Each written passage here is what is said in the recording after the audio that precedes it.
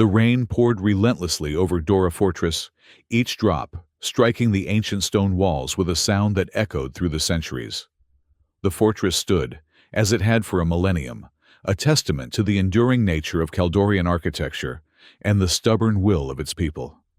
Today, however, the rain carried with it an omen, though none present could have guessed what changes it would bring. At the center of the fortress's main courtyard, beneath a hastily erected canopy, sat Lady Era. Her blue skin glistened in the dim light, the intricate patterns that marked her noble lineage shifting subtly as she sipped her drink.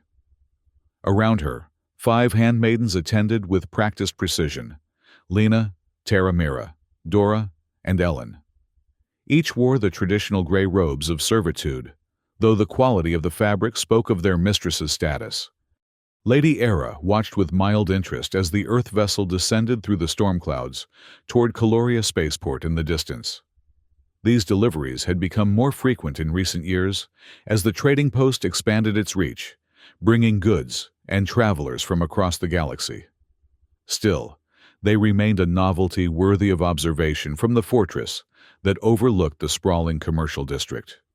"Earth ships," she remarked to no one in particular, her voice carrying the melodic lilt characteristic of her people. Always so ungraceful in descent. Mira, the youngest of her handmaidens, nodded in agreement. "They rely too much on their technology, my lady. Not enough on skill." Lady Era smiled at that. The Earthers were indeed an interesting species, resourceful and adaptable, but lacking the cultural refinement of Kaldoria's ancient society. Still, their presence had brought prosperity to the region, and that alone made them tolerable. The peaceful moment ended abruptly, with the sound of heavy boots on stone. Durak, champion of Khadora and personal protector to Lady Era, approached with his customary scowl. Rain dripped from his ceremonial armor, the deep blue metal catching what little light penetrated the stormy sky. "My lady," he bowed stiffly. "The Earth pilot requests permission to seek shelter from the storm. He claims his navigation system has been damaged, and he cannot safely continue to the spaceport." Era raised an eyebrow, the delicate patterns on her forehead shifting with the expression. "Curious timing. What cargo does he carry?" "Medical supplies for the outpost, allegedly. Though I suspect—" "Show him in," Era interrupted, setting down her glass. "The laws of hospitality apply even to Earthers caught in a storm." Durak's disapproval was evident, but he bowed again and turned to relay the order. Moments later, the main gate creaked open, and a single figure hurried through, hunched against the downpour. EMTT done, straightened as he reached the relative dryness of the canopy, pushing back his soaked hood to reveal typically human features: pale skin, dark hair, cropped short for space travel, and eyes that shifted between green and gray depending on the light. He was tall by Earth standards, but stood eye to eye with Durak, who glowered with undisguised suspicion. "Thank you for your hospitality," Dunn said, offering a bow that mimicked the local custom, with surprising accuracy. "Earth Material Transport Technician Emmett Dunn at your service. My friends call me Emmett." Lady Era studied him with the practiced neutrality of Kaldorian nobility. "I am Lady Era of House Khadora. These are my attendants. You may rest here until the storm passes, Earth Pilot Dunn."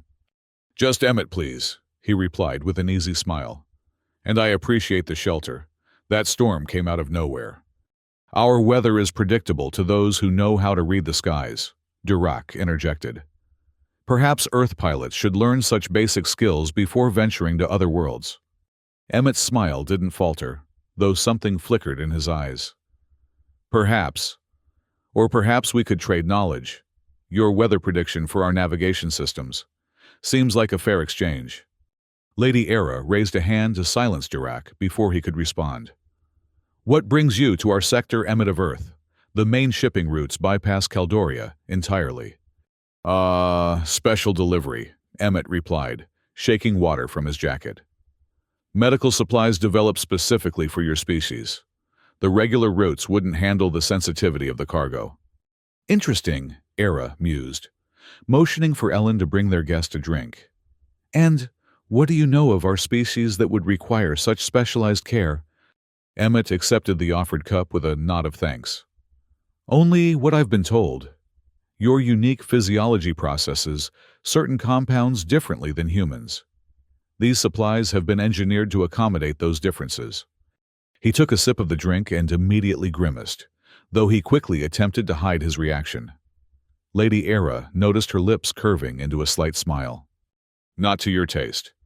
It's stronger than I expected, Emmett admitted. It is Crawl, a traditional drink reserved for honored guests and celebrations, Era explained. Though I suspect our definitions of strong differ considerably. Emmett laughed, raising his cup in a toast. To cultural differences, then. Era returned the gesture, but Durak stepped forward, his posture rigid with formality. You mock our traditions, Earther, he stated flatly. To grimace at Crawl is to insult the house that offers it. Durak Era cautioned, but her champion continued. By ancient law, such an insult can only be answered with steel. Unless, of course, the Earther wishes to apologize for his disrespect.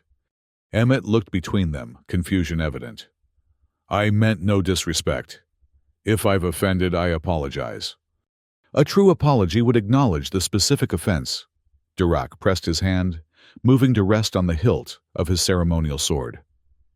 Or does Earth not teach its pilots proper etiquette? Something shifted in Emmett's demeanor, then a subtle hardening around the eyes. Where I come from, hospitality doesn't usually include looking for excuses to take offense. A dangerous silence fell. The handmaidens exchanged worried glances, while Lady Era observed with newfound interest. You have been challenged according to the ancient laws, she said finally. You may apologize properly, or you may accept the challenge. Those are the only options our traditions allow. Emmett set down his cup carefully. What exactly does this challenge entail? Combat, Durak answered, with the hint of a smile. To first blood unless honor demands more. I'm a pilot, not a fighter, Emmett protested. Surely there's... There is not, Era interrupted. This is our way. You entered our fortress, accepted our hospitality, and now you must abide by our customs. Emmett studied her face, then Durak's before sighing deeply. I don't suppose I could just leave, and we forget this happened. The storm makes departure impossible, Era said, though her tone suggested the weather was merely a convenient excuse. And an unanswered challenge would follow you throughout Caldoria. No establishment would offer you service or shelter. Fine, Emmett conceded, squaring his shoulders. I accept the challenge. What weapons are used in this tradition? Durak's smile widened, revealing teeth stained blue from years of Crawl consumption. Blade against blade, Earther. The most honorable form of combat. Wonderful, Emmett muttered. And I don't suppose you have a spare lying around. Lady Era snapped her fingers, and Tara stepped forward with a folded cloth. She unwrapped it to reveal an ornate sword, shorter than Durak's, but no less impressive. This blade has been wielded by many guests who face challenges in Cadora, Era explained. Some even survived the experience. Emmett took the sword, testing its weight with a frown. Comforting. Without further ceremony, Durak moved to the center of the courtyard, where the rain continued to fall. He drew his blade with practiced elegance, the metal gleaming despite the dim light. The challenge will proceed despite the weather, Era announced, her voice carrying the weight of authority. As witness, I declare this contest bound by ancient law. Let honor be satisfied with blood. Emmett walked reluctantly to stand opposite Durak, his posture betraying unfamiliarity with the weapon he held. The rain soaked through his clothes, immediately plastering his hair to his forehead. Last chance to apologize properly, Earther, Durak called over the sound of the downpour. You know, Emmett replied, adjusting his grip on the sword. Where I come from, picking fights with visitors is considered extremely rude. Durak's response was to lunge forward with impressive speed, his blade arcing toward Emmett's shoulder. The Earth pilot barely managed to raise his sword in time, deflecting the strike with more luck than skill. The impact sent vibrations up his arm, nearly causing him to drop his weapon. First lesson in Kaldorian swordplay.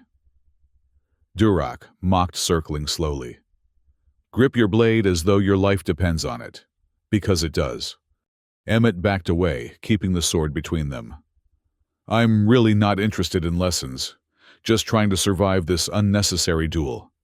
Durak attacked again, a series of precise strikes that forced Emmett to retreat across the slick stone courtyard.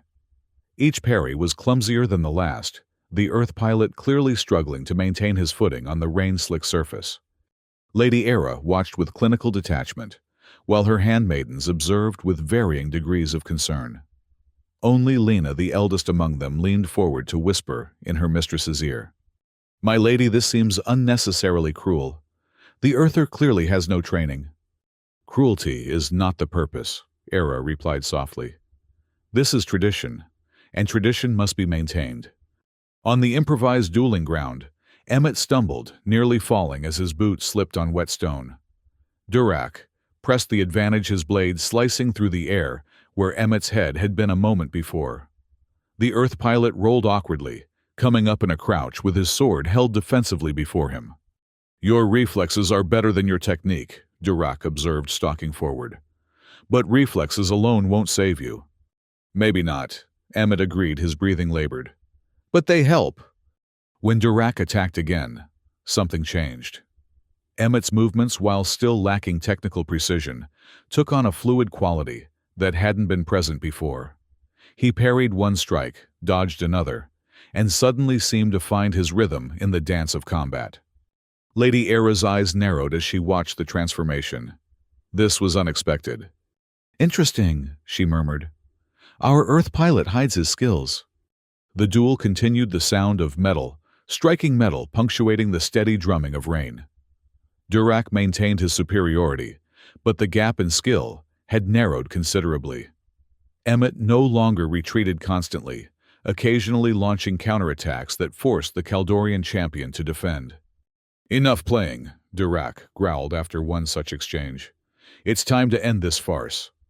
He launched into an aggressive sequence, each strike flowing into the next with practiced precision. Emmett defended, desperately giving ground, until his back nearly touched the wall of the courtyard. With nowhere left to retreat, he attempted a risky counterattack, lunging forward with his blade aimed at Durak's shoulder. The champion sidestepped easily, bringing his own sword around in what should have been a finishing blow. But the rain, which had been Emmett's enemy throughout the duel, suddenly became his ally. Durak's foot slipped slightly on the wet stone, throwing his timing off by the smallest fraction of a second. It was enough. Emmett's blade changed direction, mid-strike, catching Durak's sword at an angle that sent it skittering from his grasp. Before the champion could recover, Emmett had his blade at Durak's throat. A shocked silence fell over the courtyard, broken only by the continuous patter of rain.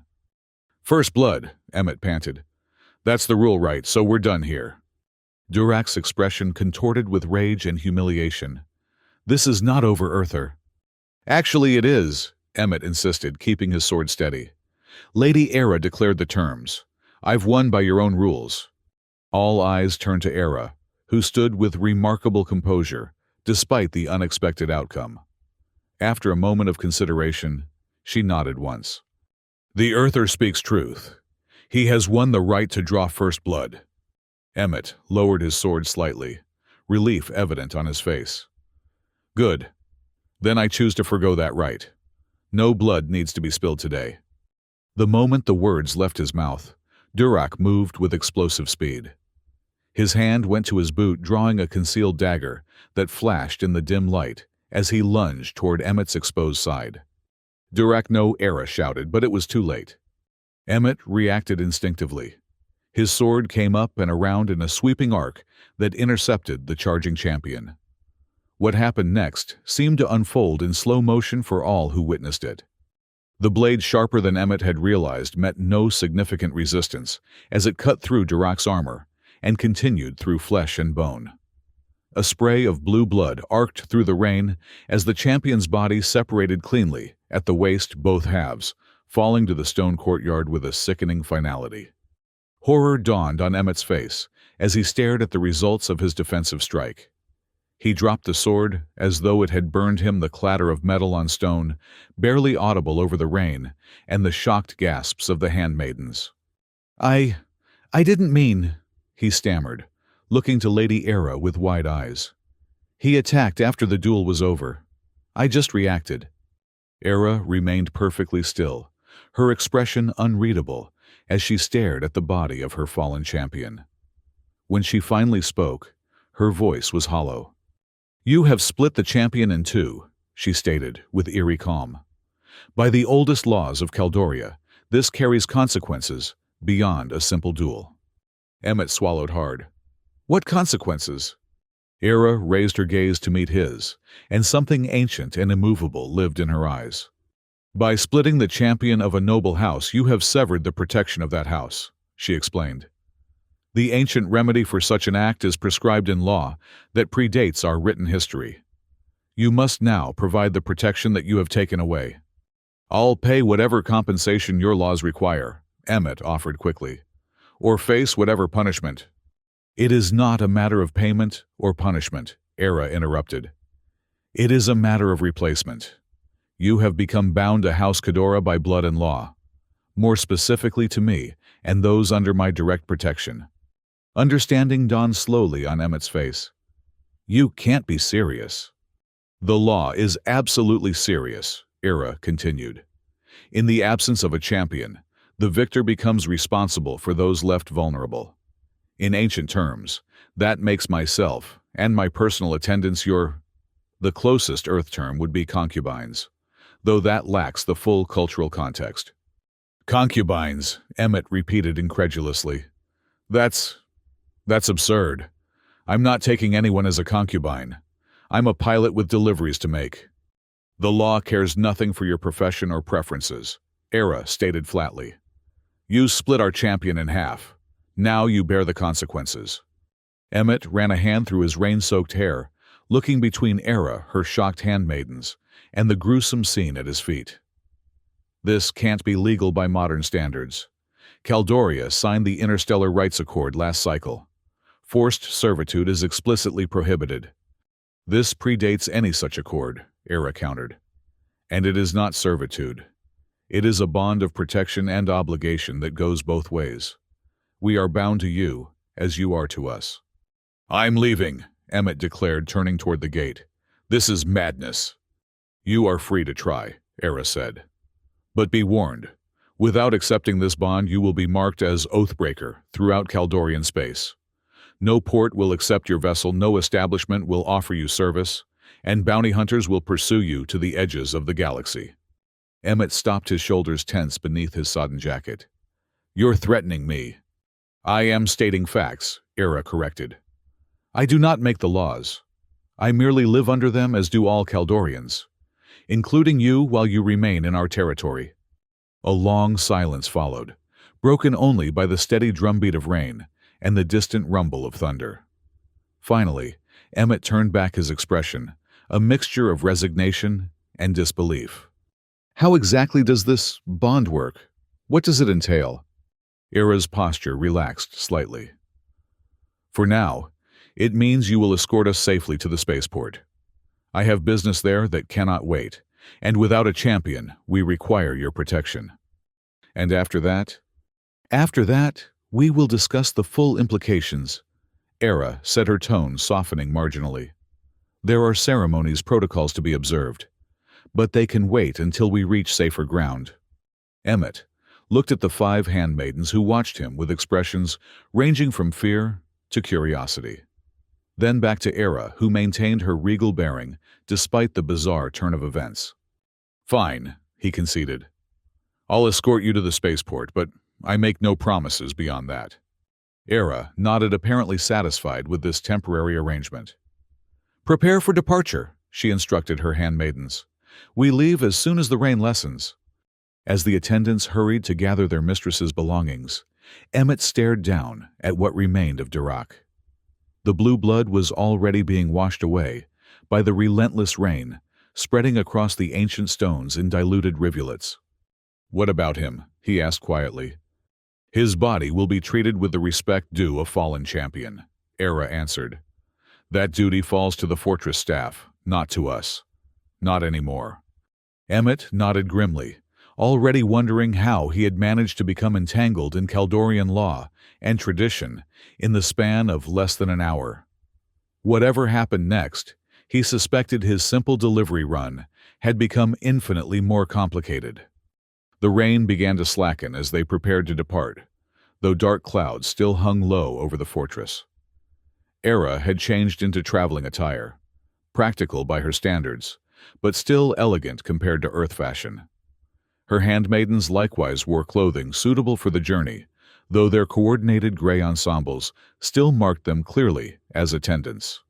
Emmett led the group through the fortress gates, his hand resting uneasily on the hilt of the sword he had been persuaded to keep. The ancient blade was now his. By right of combat, Era had informed him, another tradition he had inadvertently stumbled into. The spaceport is several hours' walk, Era commented, as they descended the steep path that wound down from the fortress. In normal circumstances, we would have used the transport platform. Why can't we use it now? Emmett asked, scanning the horizon where the distant lights of the spaceport glimmered through the dissipating storm. The platform requires authorization from the fortress commander, Lena explained, speaking directly to him for the first time. Without Dirac and with our unusual status, such authorization would be problematic. Emmett absorbed this information with a frown. So we walk, through potentially hostile territory. Great. The territory is not hostile, Era corrected. Merely politically complex. House Khadora has rivals who would take advantage of our current vulnerability. You mean the fact that your champion is dead, and you're traveling with an Earther who doesn't know the first thing about Kaldorian politics? Emmett summarized bluntly. A hint of a smile touched Era's lips. Precisely. They continued in silence for a time, making their way down to the trading road that would eventually lead them to the spaceport.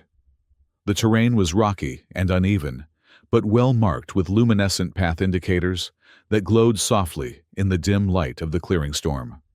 Tara, the most athletic of the handmaidens, moved ahead as a scout, while Miradora and Ellen walked in a protective formation around Lady Era.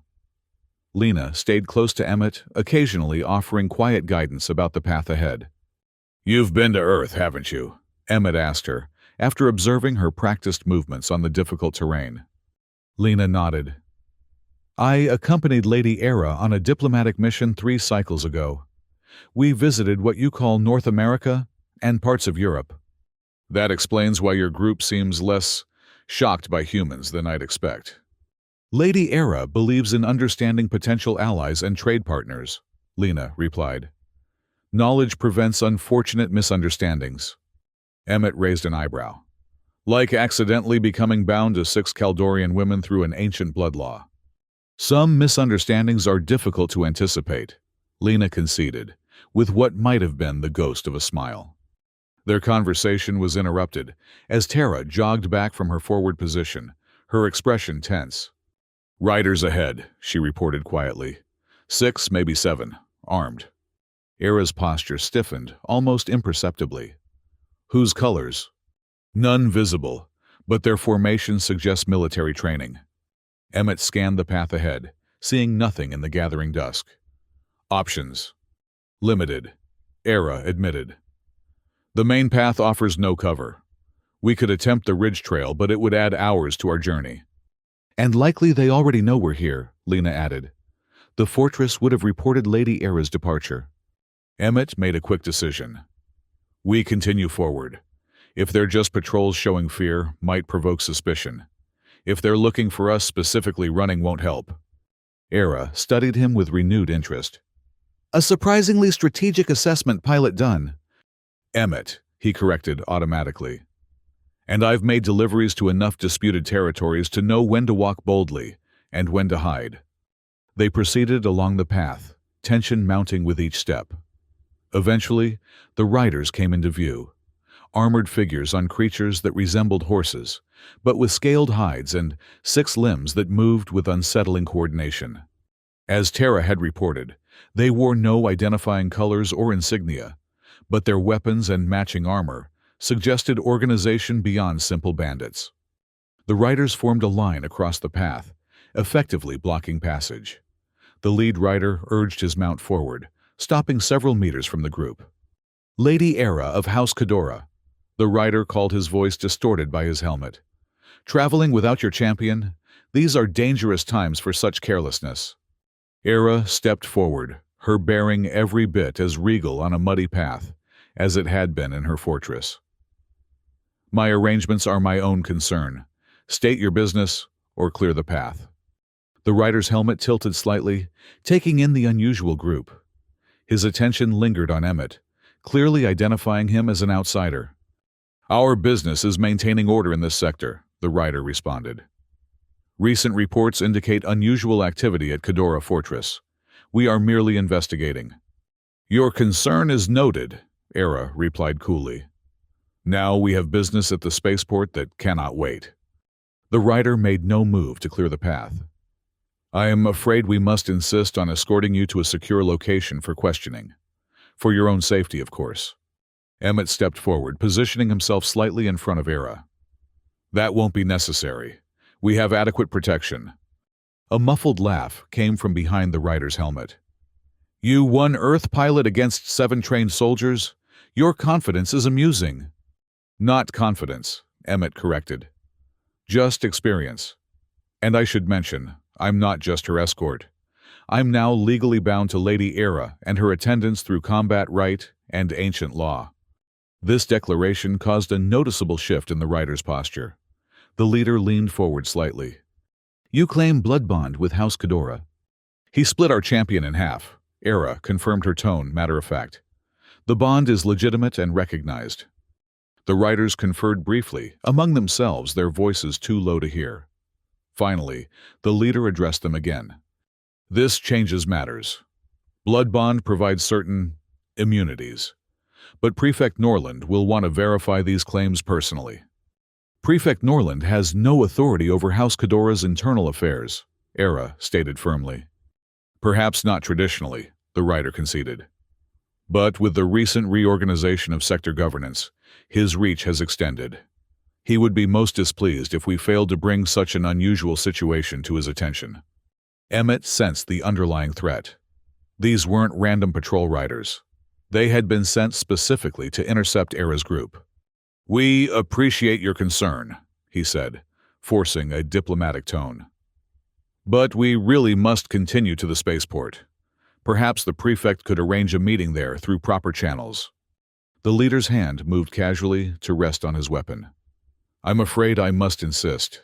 The prefect's orders were quite specific." The atmosphere tensed, as the other riders also shifted subtly into more aggressive postures. Emmett's mind raced through options, none of them promising. "Wait," Era said suddenly, her voice cutting through the tension. "I will send one of my attendants with a message for the prefect explaining our situation. Surely, that would satisfy protocol while allowing us to continue our journey." The leader considered this compromise. "Who would you send?" "Mira," Era decided, indicating the youngest handmaiden. "She is familiar with diplomatic protocols." After another brief conference with his companions, the leader nodded. "Acceptable. But she will be escorted by 2 of my men." Mira stepped forward, her expression betraying no fear, despite the dangerous situation. Era leaned close, whispering instructions that no one else could hear. The young handmaiden nodded once, then moved toward the riders with composed dignity. 2 of the armored figures detached from the group, taking positions on either side of Mira. Without further comment, they turned their mounts and rode back the way they had come, quickly disappearing into the growing darkness. "Now," Era said, her voice hardening, "we will continue to the spaceport as planned." The leader held his position. "I have allowed your messenger to depart. The rest of you will wait here for the prefect's response." Emmett felt the situation balancing on a knife's edge. Direct confrontation would be disastrous, but submission could be equally dangerous.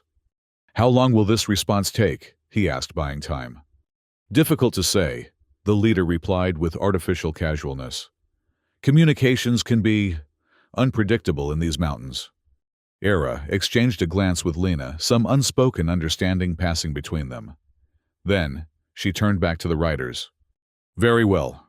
We will wait, but not here on the open path. There is a traveler's shelter just beyond that ridge. We will await the prefect's response there. The leader hesitated, clearly surprised by this acquiescence. The shelter is acceptable, he finally agreed. We will escort you. As they changed direction toward the shelter, Emmett fell into step beside Era. What are you planning? He murmured, keeping his voice low. Survival, she responded simply. Follow my lead, protect my remaining handmaidens, and be ready to move quickly when the opportunity presents itself. And Mira. A shadow crossed Era's face. She knows her duty, as do we all. The traveler's shelter turned out to be a small stone building nestled against the mountainside, simple but sturdy. Its existence suggested that this path had once seen more travelers than it apparently did now, as the structure showed signs of neglect. The riders took positions outside while Era's group entered the shelter. Inside was a single room with basic amenities, sleeping platforms, a water basin, and a heating unit that still functioned despite its age. We cannot stay here long, Lena whispered, once they were alone. Prefect Norland has been looking for an excuse to bring Lady Era into his custody for months. Who is this prefect? Emmett asked, keeping his voice equally low as he checked the shelter's single window. A powerful political figure in the regional government. Dora explained, her technical expertise extending to politics. He controls much of the sector's resources and has been systematically absorbing smaller houses into his influence. And he wants Kedora too. He wants the heart, Era corrected cryptically. And he believes I am the key to obtaining it. Before Emmett could ask for clarification, Tara signaled from her position near the door. 3 riders departing, she reported. 4 remain. Better odds, Emmett noted, but still not great. Era moved to the center of the room, gathering her remaining handmaidens close. The emergency beacon has been activated, she informed them. Mira will have reached safety by now and initiated the protocol. What protocol? Emmett asked, increasingly frustrated by his lack of understanding. House Kedora maintains contingency plans for various scenarios, Lena explained. Including forced separation. Mira has gone to activate our emergency network. Which means what exactly? It means, Era said, that we have approximately 2 hours before Prefect Norland arrives personally, and we must be gone before then. Tara moved to the shelter's back wall, running her hands over the rough stone until she found what she was looking for, a nearly invisible seam. With practiced precision, she pressed a specific sequence of points, causing a section of the wall to recede slightly. The old evacuation tunnel, she explained, pulling the section aside to reveal a narrow passage. It hasn't been used in generations, but it should still lead to the lower valley. And from there, Emmett asked. From there, we make our way to Harding's place, Era decided. It's a trading post run by a former Earth soldier.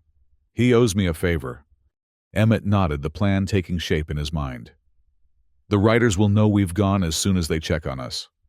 Which is why speed is essential. Era acknowledged. Tara, you lead. Dora and Ellen next. Lena will assist me. Emmett will guard our rear. The escape through the ancient tunnel was arduous. The passage was narrow, forcing them to move in single file, and in many places the ceiling was low enough that Emmett had to duck to avoid hitting his head. Decades of disuse had left the tunnel partially collapsed in sections, requiring careful navigation around fallen debris. Tara moved with surprising confidence, as though following a map only she could see. The others maintained a rapid pace, despite the difficult conditions, their training evident in their coordinated movements. After what felt like hours, but was likely less than one, Emmett began to feel fresher air coming from ahead. The tunnel gradually widened, eventually opening onto a small ledge overlooking a densely wooded valley. Night had fully fallen, but Caldoria's 3 moons provided enough light to see by their combined glow, casting everything in shades of silver and deep blue. We made it, Dora breathed relief evident in her voice. Only the first stage, Era cautioned. Harding's place is still several kilometers from here, and we must assume the prefect's men will be searching for us." They descended carefully from the ledge into the forest below. The terrain was challenging in the darkness, but the alternative, using illumination that might attract attention, was deemed too risky. Instead, they relied on Tara's exceptional night vision and Lena's knowledge of the area to guide them. Emmett found himself increasingly impressed by the competence of Era and her handmaidens. What he had initially taken for decorative attendants were clearly highly trained individuals with specialized skills. "Your handmaidens are more than they appear," he observed quietly as they picked their way through the underbrush.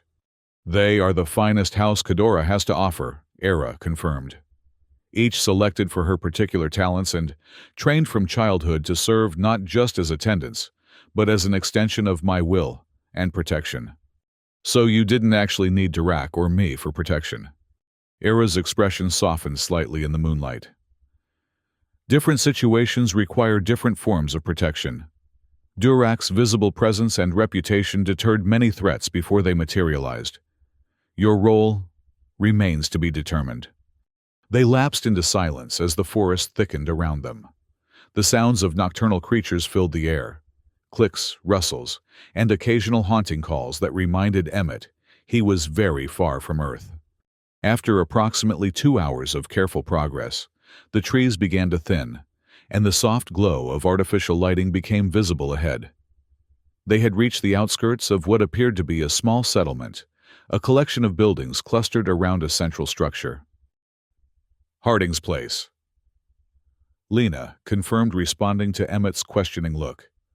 "A haven for those who prefer to avoid official attention." "Including former Earth soldiers?" Emmett asked, recalling Era's earlier comment. "Harding fought in the Proxima conflict," Era explained. "When it ended, he found returning to Earth uncomfortable. He established this trading post as a place between worlds, serving customers from across the galaxy who value discretion above all else." They approached cautiously, staying within the tree line, until Tara had scouted ahead to ensure no unwelcome surprises awaited them. When she returned with an all-clear signal, the group moved quickly across the open ground to the main building. Unlike the imposing architecture of Kadora, Fortress Harding's Place was a practical structure that combined elements from various cultures. The foundation was Kaldorian stone, but the upper portions showed clear Earth influence in their modular design. Solar collectors and communication arrays dotted the roof, while the windows were fashioned from polarized transplas, a material common in deep space construction. Era led them not to the main entrance, but to a side door marked with a simple geometric symbol. She pressed her palm against the scanner beside the door, and after a moment's hesitation, the lock disengaged with a soft click. The interior was dimly lit and smelled of unfamiliar spices and the unmistakable tang of engine fuel. A combination Emmett found oddly comforting after the wild scents of the forest. They followed a narrow corridor that opened into a spacious room, filled with mismatched furniture and artifacts from a dozen worlds. A tall figure rose from behind a desk as they entered, setting aside what appeared to be an ancient paper book, a rarity in the digital age. He was human, or had been once, though extensive cybernetic modifications glinted along his left side. Gray hair, cropped military short, contrasted with dark skin, weathered by years of exposure to alien suns. "Were Lady Era." He greeted, his voice carrying the distinctive accent of Earth's Southern Continental Alliance. "Your arrival is earlier than expected, and under interesting circumstances, I see." Era stepped forward, offering a formal bow that Harding returned with equal precision. "Circumstances have indeed become interesting, Master Harding. We require sanctuary." Harding's cybernetic eye whirred softly as it focused on Emmett. "And you've brought a countryman with you. Unusual company for House Kadora." "This is Emmett Dunn," Era introduced. "He has replaced Dirac." Harding's organic eyebrow rose dramatically. "Replaced Dirac.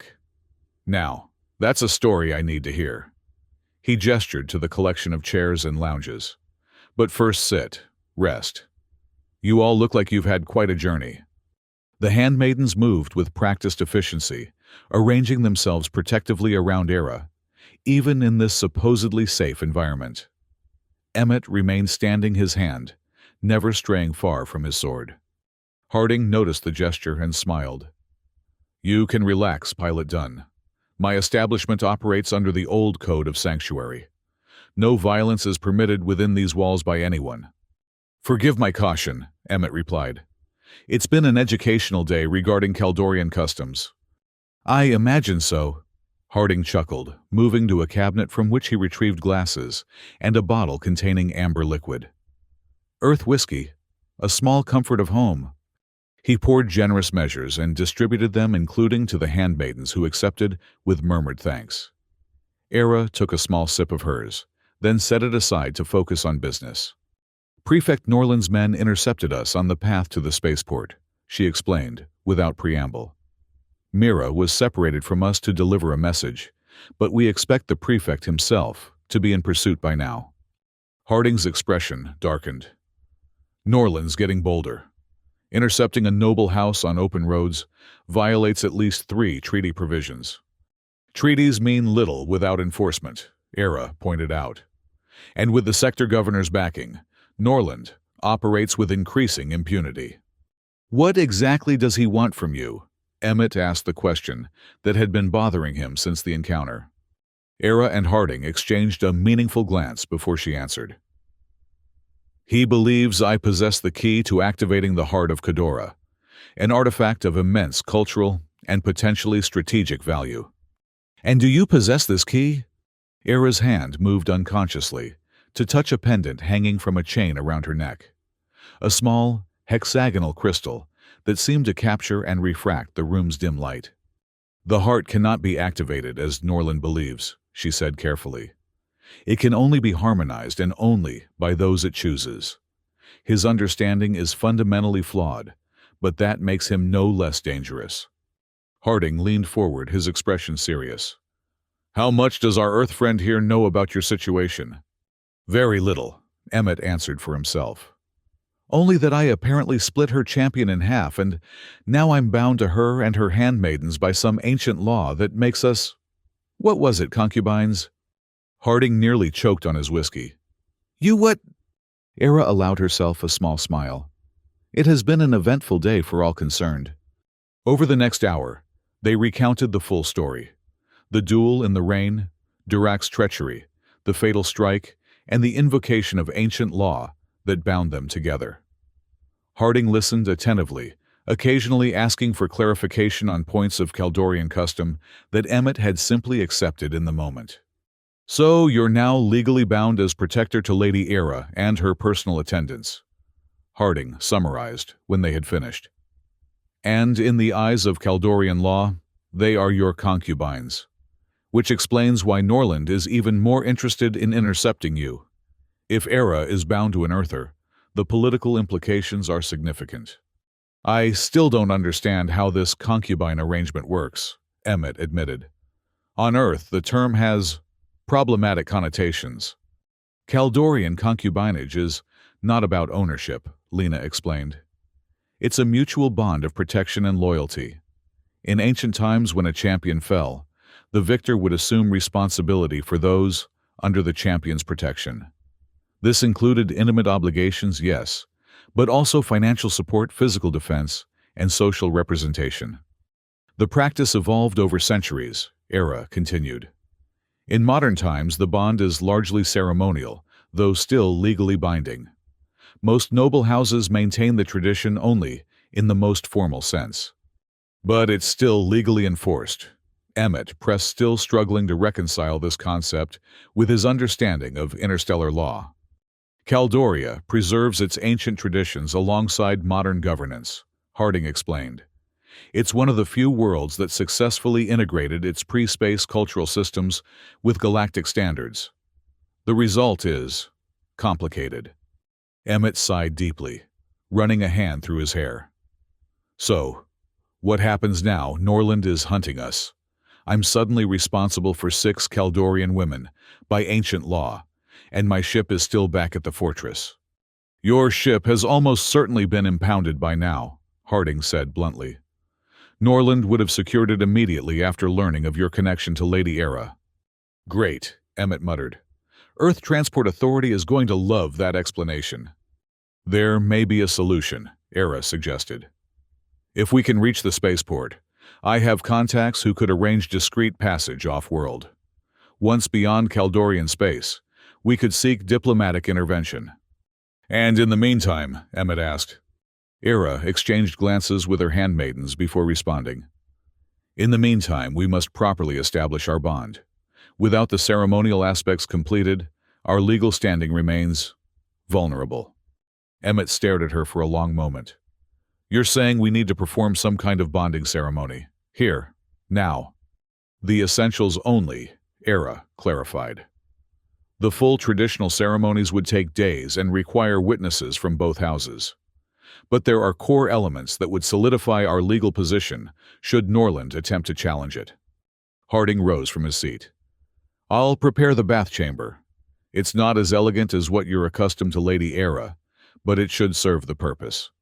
Bath chamber. Emmett repeated his concern evident. The cleansing is the first and most essential step in the bonding process, Lena explained. It symbolizes the washing away of previous obligations and the preparation for new bonds. And it involves all of us together. Era's expression remained composed, though something like amusement flickered in her eyes. That is the tradition, yes. Is this a problem for you, Pilot Dunn? Emmett took a long drink of his whiskey before answering. I've learned today that ignoring Kaldorian traditions tends to end badly. So no, not a problem. Just unexpected. Harding returned shortly announcing that the bath chamber was prepared. He led them down another corridor to a room that had clearly been designed with non-human physiology in mind. The central feature was a large, sunken pool filled with steaming water that gave off a subtle, pleasant aroma of unfamiliar herbs. I'll leave you to your ceremony, Harding said, backing toward the door. The establishment will ensure your privacy. When you're finished, food and rest areas have been prepared. After he departed, an awkward silence fell over the group. Emmett stood uncertainly near the entrance while Era and her handmaidens arranged themselves around the pool with practiced coordination. The cleansing requires complete immersion, Era stated matter-of-factly. All participants must enter the waters free of any barriers, physical or metaphorical. Emmett cleared his throat. You mean naked? That is the traditional approach, yes. Era confirmed her tone neutral, but with that same hint of amusement beneath it. To Emmett's surprise, the handmaidens began to disrobe without hesitation, assisting each other with the more complicated fastenings of their travel attire. It was clearly a routine they had performed countless times, though usually under very different circumstances. Era herself stood before Emmett, her expression a careful study in protocol and tradition. As the bond initiator, you should assist me, she instructed. It symbolizes the acceptance of your new role. Emmett hesitated only briefly before nodding. Tell me what to do. Under Era's patient guidance, he helped remove the layers of her traveling clothes, his hands more awkward than he would have liked, but managed with reasonable competence. The blue skin he revealed was covered in intricate patterns that shimmered slightly in the steam-filled room, natural bioluminescent markings that seemed to pulse with her heartbeat. Once Era was fully disrobed, she returned the gesture, helping Emmett out of his pilot's jacket and the remainder of his clothing. Her hands moved with deliberate precision, each motion part of the ritual, rather than merely practical. When all 7 of them stood unclothed around the pool, Era spoke formal words in the ancient Kaldorian language. Though Emmett couldn't understand the specific meaning, the solemnity of the moment translated clearly enough. Era was the first to enter the water, descending the stone steps into the pool with graceful dignity. Her handmaidens followed in a specific order. Lena, first, then Terra Dora, and finally Ellen. They arranged themselves in a semicircle, leaving space for Emmett to complete the formation. Taking a deep breath, Emmett stepped into the steaming water. The heat was immediately soothing to muscles tense from combat and flight, and whatever herbs had been added created a pleasantly relaxed state without dulling the senses. He took his place in the circle, settling onto a submerged bench that allowed the water to reach just below his shoulders. Era moved to the center of the pool, her luminescent patterns glowing more intensely beneath the surface. "The cleansing has 3 parts," she explained, her voice taking on a formal quality. "First, the acknowledgement of past bonds. Second, the dissolution of barriers. Third, the formation of new connections." She extended her hands, palms up above the water. One by one, her handmaidens placed their hands atop hers, creating a stack of blue-tinted palms. Finally, Era looked expectantly at Emmett, who understood he was to complete the formation. He reached forward, placing his hands on top of the stack. The difference in their physiology was striking. His pinkish skin against their blue, his 5 fingers against their 6. Yet somehow, the contact felt natural, as though the ritual itself bridged the biological gap between their species. Era began to speak again in ancient Kaldorian, the words flowing like the water around them. After each phrase, the handmaidens repeated in unison, their voices creating a harmonious resonance that seemed to ripple through the pool. When they finished, all eyes turned to Emmett. Lena translated quietly. "You must acknowledge the bonds that existed before. Durak's protection of us, our service to House Khadora, your obligations to Earth. Speak them aloud that they may be honored, even as we transform them." Emmett nodded, understanding the significance of this step. "I acknowledge Durak, champion of Khadora, who protected you before me." He began finding the words coming more naturally than expected. "I acknowledge your bonds to House Khadora and its traditions. And I acknowledge my duties as an Earth transport pilot delivering supplies across the stars." His words seemed to satisfy the ritual requirements, as Era nodded approvingly, before continuing to the next phase. She lowered her hands beneath the water, and the stack of palms broke apart. "Now comes the dissolution," she explained. "We must wash away that which separates us." At her gesture, the handmaidens began to move through the water with choreographed precision, each approaching a different participant to assist in the ritual cleansing. Tara came to Emmett, carrying what appeared to be a soft cloth and a small vial of oil that she poured into her palm. "This represents the breaking down of physical and cultural barriers," she explained, as she began to wash his shoulders and back with gentle efficiency. "The oil contains essence of the moonflower, which grows only in the boundary zones between different ecological regions." Throughout the pool, similar rituals unfolded. Dora attended to Era, while Lena and Ellen paired off to assist each other. The atmosphere remained ceremonial, focused on the symbolic significance rather than the physical intimacy, though Emmett found the experience nonetheless affecting. When the washing was complete, Era called them back to the center of the pool for the final stage. This time, instead of stacking their hands, they formed a circle, each participant holding the hands of those on either side. "The formation of new connections," Era announced. "What was separate now becomes unified. What was individual now becomes collective." From beneath the water, Era produced the hexagonal crystal pendant Emmett had noticed earlier. It glowed with an internal light that seemed to intensify as she held it at the center of their circle. "This is a fragment of the heart of Khadora," she explained for Emmett's benefit. "It will serve as the focal point for our bond." The crystal began to pulse in rhythm with the patterns on Era's skin. Gradually, similar patterns appeared on her handmaidens, though fainter and less complex. Most surprising to Emmett was the faint luminescence that began to appear on his own skin, where it contacted theirs, a subtle network of light that traced along his arms. "What's happening?" he asked, fascinated despite his apprehension. "The heart responds to compatible biorhythms," Era explained. "It's creating temporary sympathetic patterns on your skin, a physical manifestation of our emerging bond." The light from the crystal intensified until it illuminated the entire chamber, reflecting off the water and creating dreamlike patterns on the walls and ceiling. Emmett felt a strange sensation. Not unpleasant, but unlike anything he had experienced before. It was as though his awareness extended beyond his own body, catching flickering impressions of emotions and sensations that weren't his own. He felt Era's determination and concern, Lena's cautious optimism, Tara's protective alertness, Dora's analytical curiosity, and Ellen's deep-rooted loyalty. Each impression was distinct, yet somehow harmonized with the others, creating a complex emotional tapestry. Just as quickly as it had begun, the phenomenon faded. The crystal's glow diminished to its previous subtle luminescence, and the patterns on Emmett's skin disappeared entirely, though they remained visible on Era and her handmaidens. "It is done," Era stated simply, returning the crystal to its chain around her neck. "The bond has been established." The formal atmosphere dissolved as the ritual concluded, replaced by a more relaxed mood.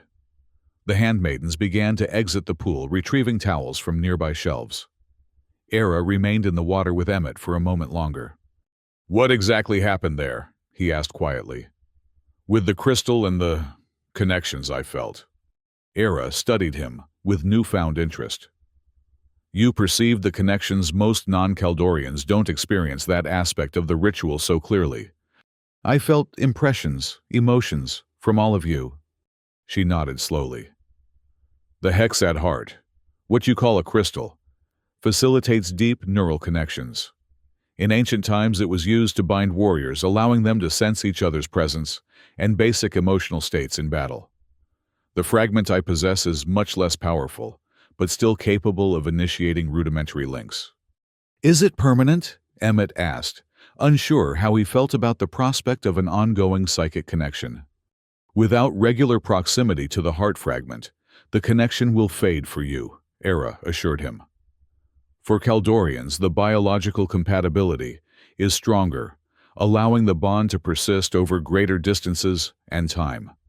This explanation only partially resolved Emmett's concerns, but before he could inquire further, Harding's voice came through an intercom system. "Forgive the interruption," the former soldier announced, "but my perimeter sensors have detected approaching vehicles. Multiple signatures, military grade. Estimated arrival 20 minutes. Era and Emmett exchanged alarmed glances before quickly exiting the pool. The handmaidens had already begun to dress in fresh clothing that Harding had apparently provided. Practical garments, suitable for continued travel. "Norland works quickly," Era observed as she accepted a tunic from Lena. "We must be gone before he arrives." "Does Harding have transport we can use?" Emmett asked, pulling on a pair of utility pants that fit reasonably well, despite not being designed for human proportions. "Nothing suitable for our group," Ellen answered, her technical knowledge extending to vehicles. "His business relies on discretion, not rapid evacuation." Era finished dressing and touched the communication panel near the door. "Master Harding, what evacuation options are available to us?" "Limited," came the reply. "But there's an automated cargo tram that passes near the eastern perimeter.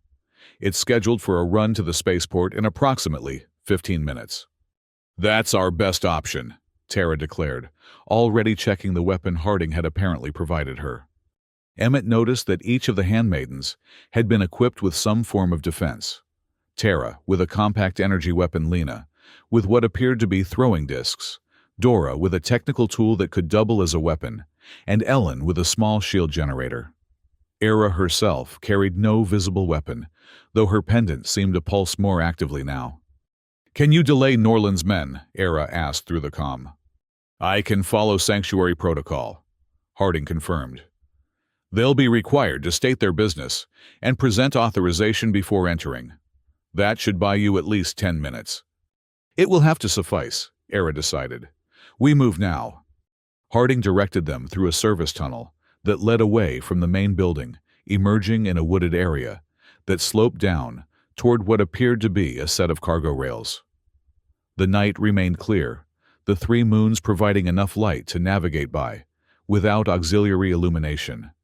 The tram passes that junction at precisely the 4th bell. Harding informed them through a portable communicator Dora carried. "It never stops completely, but it slows significantly for the grade change. You'll have approximately 20 seconds to board. They positioned themselves near the junction concealed among the trees as they waited. The tension grew as the minutes passed, each of them aware that Norland's forces could appear at any moment. "Something's bothering me," Emmett said quietly to Era. "If this bond is as legally significant as you've claimed, why would Norland still pursue you? Wouldn't it protect you from his interference?" Era's expression darkened. "In theory, yes. But Norland operates increasingly outside traditional law.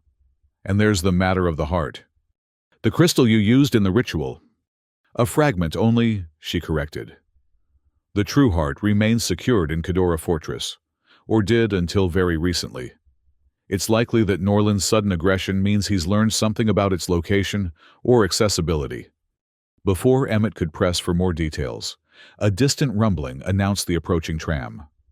The automated cargo vehicle appeared around a bend, its running lights illuminating the track ahead as it began to slow for the grade change. "Ready," Tara whispered, taking a position at the front of their group. The tram consisted of several connected platforms, each loaded with sealed containers of various sizes. As it reached the junction, its speed dropped dramatically, the internal systems compensating for the shift in elevation. "Now!" Tara called, bursting from cover and sprinting toward the nearest platform. The group followed in practiced formation, Era protected in the center as they raced for the moving vehicle. Tara reached it first, leaping aboard with athletic grace and immediately turning to assist the others. Dora and Ellen followed, then Era herself, with Lena close behind. Emmett brought up the rear, his Earth physiology actually providing an advantage in the sprint. He caught up just as the tram began to accelerate again, grabbing Lena's outstretched hand and pulling himself onto the platform as the vehicle picked up speed. "Everyone accounted for?" Era asked, scanning the group as they found positions among the cargo containers. "All present," Lena confirmed. "The tram should reach the spaceport in approximately 40 minutes. Emmett settled beside a large container, catching his breath after the sprint. "Will Norland be able to track the tram?" "Unlikely," Dora answered. "These automated systems operate on closed networks with minimal security logging. Unless they physically spot us on board, we should reach the spaceport undetected." The tram accelerated to its cruising speed, the landscape passing in a blur of moonlit terrain. For the moment at least, they appeared to have escaped immediate danger. "So," Emmett said after they had traveled in silence for several minutes, "are you going to tell me what this heart actually is, and why Norland wants it so badly?" Era exchanged glances with her handmaidens before nodding slowly. "You're bound to us now. You have the right to know." She carefully removed the hexagonal crystal from around her neck, holding it in her palm, where it caught the moonlight. "The hexad heart is not merely a cultural artifact," she began. "It's a biological interface technology created by my ancestors thousands of years ago, before Caldoria made contact with other worlds." "What does it interface with?" Emmett asked. "Us," Era answered simply.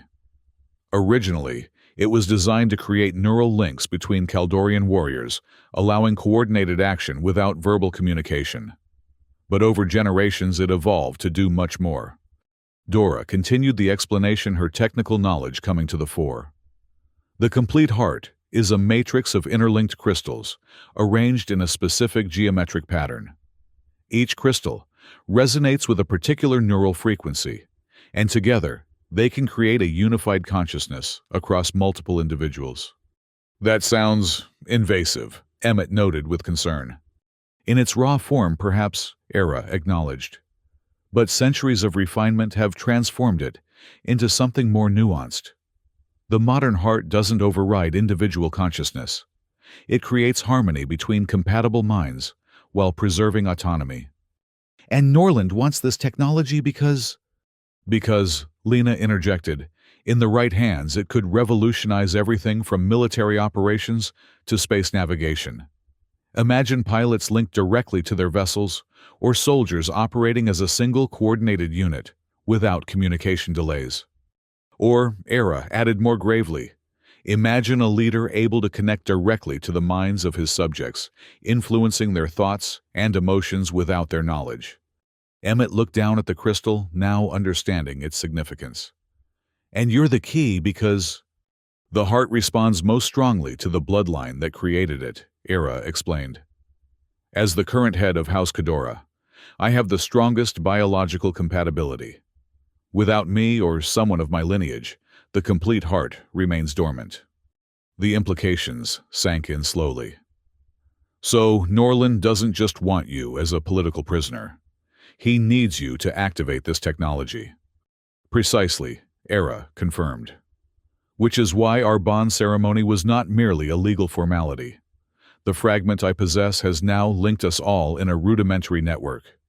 Should Norland attempt to force me to activate the heart, the feedback from our bond would disrupt the process. You used me as a biological firewall. Emmett realized, not entirely sure how he felt about this revelation. We used each other, Era corrected. The bond offers protection to all involved in different ways. You gained legal standing in Kaldorian society. We gained biological interference that prevents misuse of the heart. Before Emmett could respond, Tara signaled from her lookout position at the front of the platform. Lights ahead, she reported tensely. Vehicles on the access road parallel to the track. Everyone ducked lower among the cargo containers as multiple lights became visible, moving rapidly along the road that ran beside the tram rails. The vehicles were military-grade transports, their design matching those used by official Kaldorian security forces. Norland's men, Era confirmed in a whisper. They must have anticipated our route.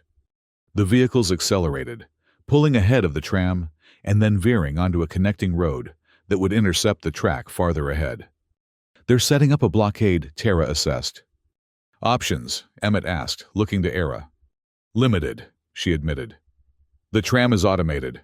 We can't alter its course or speed. Dora had been examining the cargo containers around them. These are supply shipments for the spaceport, she reported. If we could break into one, we might find something useful. Emmett quickly assessed the nearest containers, finding one with a slightly damaged locking mechanism. This one, he decided, pulling his sword from its sheath. Help me with this. With Tara's assistance, he managed to pry open the damaged lock, revealing the container's contents: maintenance equipment for spacecraft exteriors, including several compact thruster units designed for hull repairs in zero gravity. Perfect, Dora declared immediately, understanding his thinking. She quickly began examining the thruster units, her technical expertise evident in her confident handling of the equipment. Can you make them work in atmosphere? Emmett asked. With modifications, she confirmed. They're designed for vacuum, but the principle is the same. They'll be unstable and inefficient but functional for short bursts. How many can you adapt? 3, maybe 4 with the tools available. Emmett nodded. Do it. We'll use them to bypass the blockade. While Dora worked on the thrusters, Tara continued monitoring the vehicles ahead. They've stopped at the next junction, setting up position now. Era moved closer to Emmett, her expression thoughtful. This plan is unorthodox. Earth solutions, he replied with a hint of pride. We adapt what's available. A faint smile touched her lips. Perhaps that's why the heart responded so strongly to you. Adaptability is highly valued in Kaldorian culture, though we express it differently. Within minutes, Dora had modified 4 thruster units, attaching improvised harnesses, using materials from the maintenance kits. They'll provide approximately 30 seconds of directed thrust each, she explained. Enough to clear the blockade if timed correctly. The junction is coming up, Tara warned. I count 5 vehicles and at least 12 armed personnel. Emmett quickly outlined his plan. The modified thrusters would be used by himself, Tara, Dora, and Ellen to carry Era and Lena past the blockade. Once clear, they would continue on foot to the spaceport, which Dora estimated was less than 2 kilometers beyond the junction. As the tram began to slow for the approaching junction, they prepared the equipment. Emmett would carry Era, while Tara would be responsible for Lena.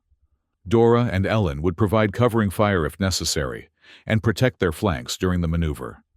The blockade came into view.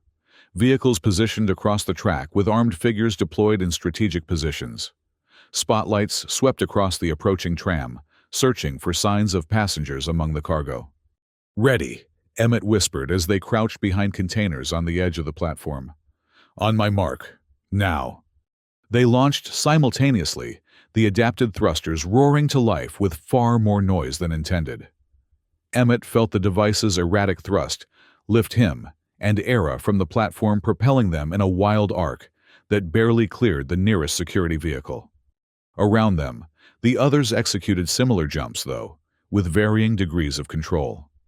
Warning shouts erupted from below, followed immediately by the distinctive sound of energy weapons being discharged.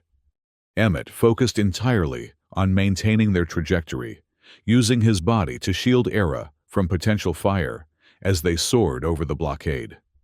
The thruster sputtered alarmingly, its atmospheric performance degrading rapidly, but they had already cleared the main obstacle. They landed roughly several dozen meters beyond the junction, Emmett absorbing most of the impact as they rolled onto the grassy terrain beside the track. The thruster unit detached and skittered away, its power cell completely drained. "Era, are you all right?" he asked urgently, checking for injuries. "I'm unharmed," she assured him already, scanning for the others. Tara and Lena had landed nearby, both apparently intact. Dora emerged from a controlled landing further off quickly, moving to regroup. Only Ellen was missing. "Where's—" Emmett began, but was interrupted by the sound of renewed weapons fire from the blockade.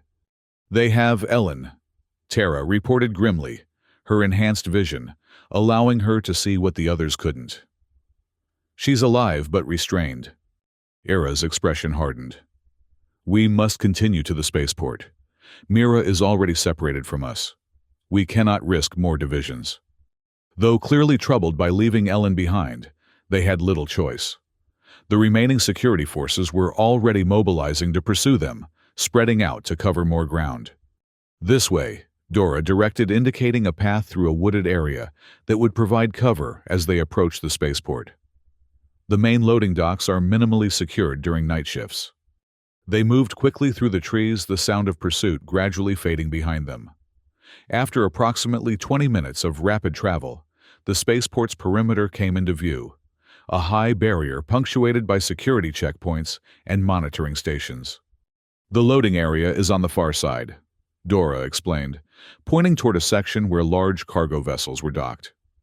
"Security focuses on preventing theft, not unauthorized entry." "Who are these contacts you mentioned?" Emmett asked Era as they paused to observe the perimeter. "Independent traders who operate in the margins between official regulations," she answered. "They won't risk open defiance of Prefect Norland, but they'll turn a blind eye to unexpected passengers, if compensated appropriately." "And you can compensate them."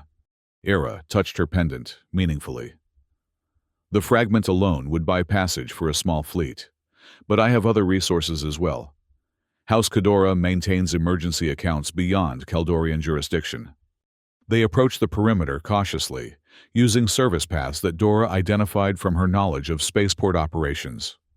A gap in the security patrols allowed them to slip through near a maintenance access point, bringing them into the sprawling complex of the spaceport proper.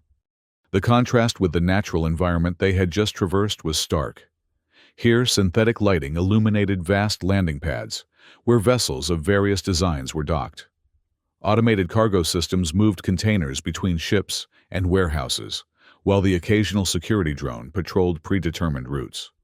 "The independent docks are in Section 7, Era directed, leading them along service corridors that ran between the main facilities. As they navigated the complex, Emmett noticed a shift in Era's demeanor. The regal bearing remained, but there was a new urgency to her movements, a tension that hadn't been present before. "What aren't you telling me?" he asked quietly, as they paused to let a security patrol pass. Era hesitated before responding. "The heart's connection works both ways. I can sense Ellen's condition through our bond. Norland has arrived personally to interrogate her." "Can she sense us too? Could she reveal our location?" "The bond doesn't transmit specific information like location," Era explained. only general emotional states and well-being. But Ellen's training includes resistance to interrogation. She will endure. They continued through the spaceport, eventually reaching Section 7, a collection of smaller docking bays used primarily by independent traders and small shipping companies. Here, the security presence was noticeably reduced, with more emphasis on automated systems than living guards. Era led them to a particular bay where a vessel was docked, a mid-sized transport with obvious modifications that suggested its operations weren't entirely legitimate. The ship's designation was visible on its hull, Artemis, with Earth registry numbers that had been partially obscured. "Wait here," she instructed, moving toward a figure who stood near the ship's loading ramp. The individual, a tall, thin alien with features that suggested an origin in the Proxima system, engaged in a brief but intense conversation with Era, during which she discreetly showed her pendant.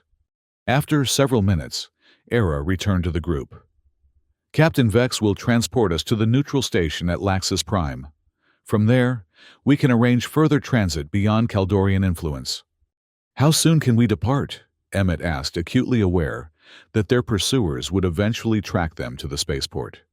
"They're completing the loading cycle now," Era replied. "Estimated departure in 20 minutes.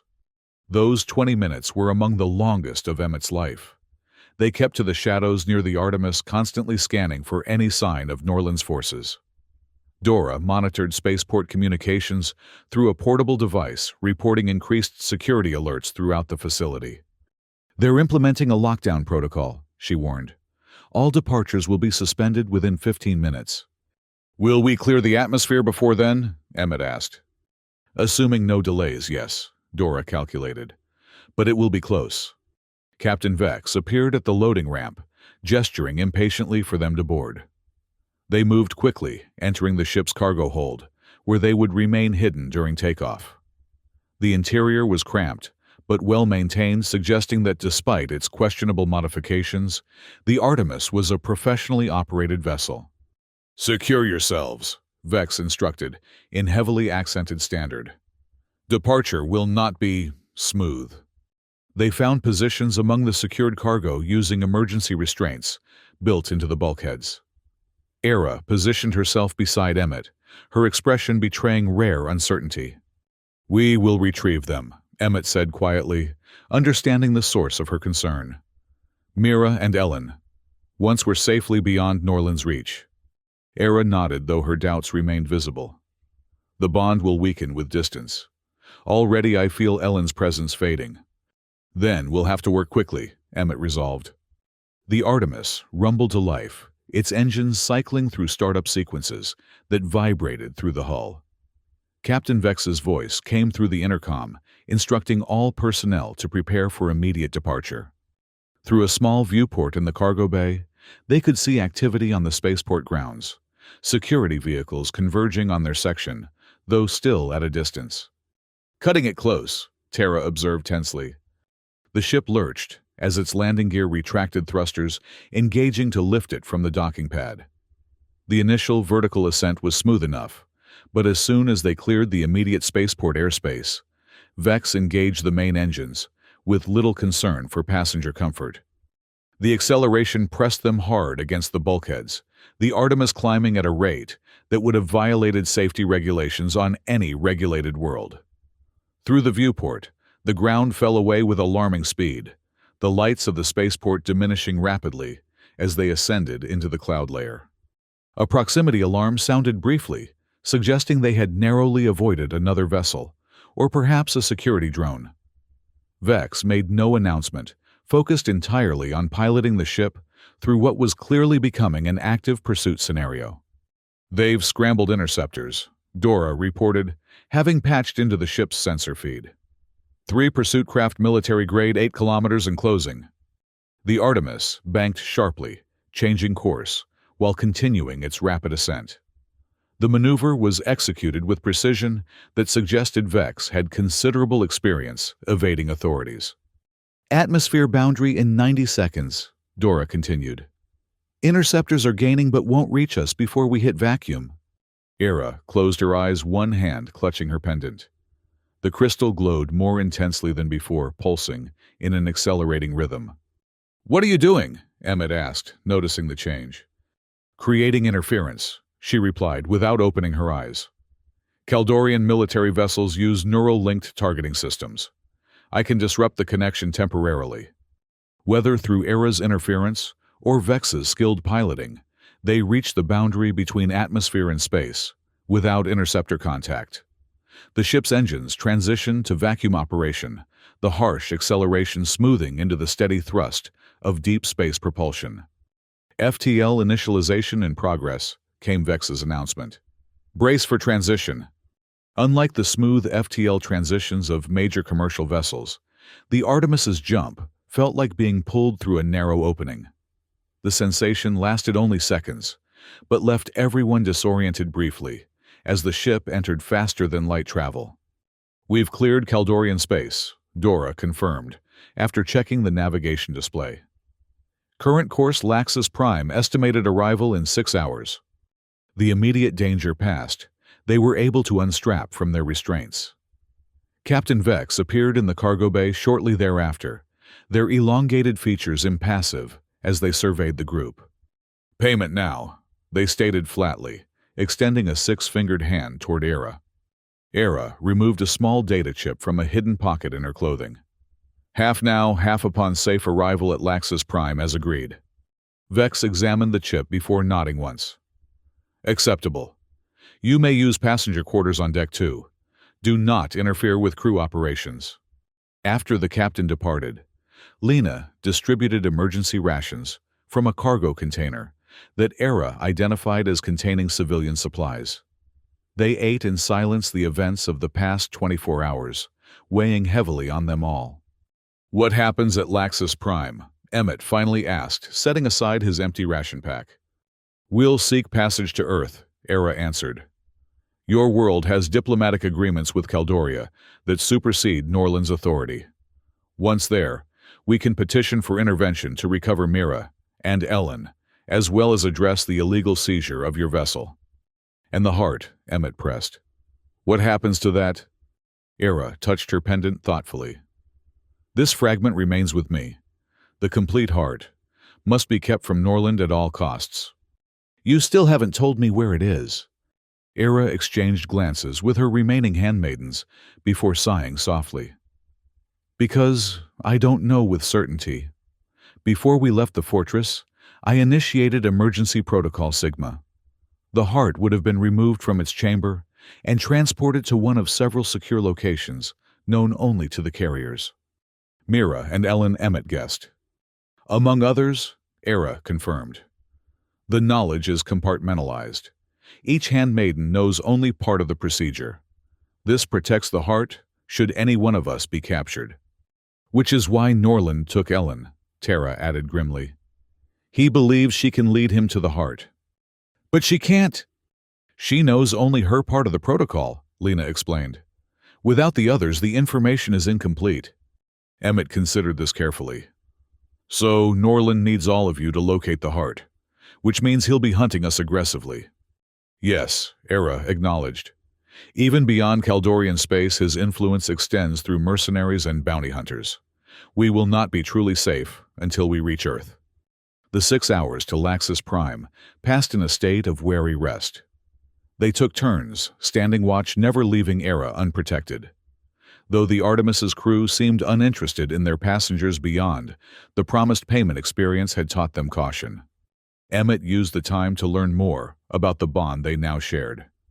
Era explained that while the ceremonial aspects had been simplified out of necessity, the biological connection established through the heart fragment was very real.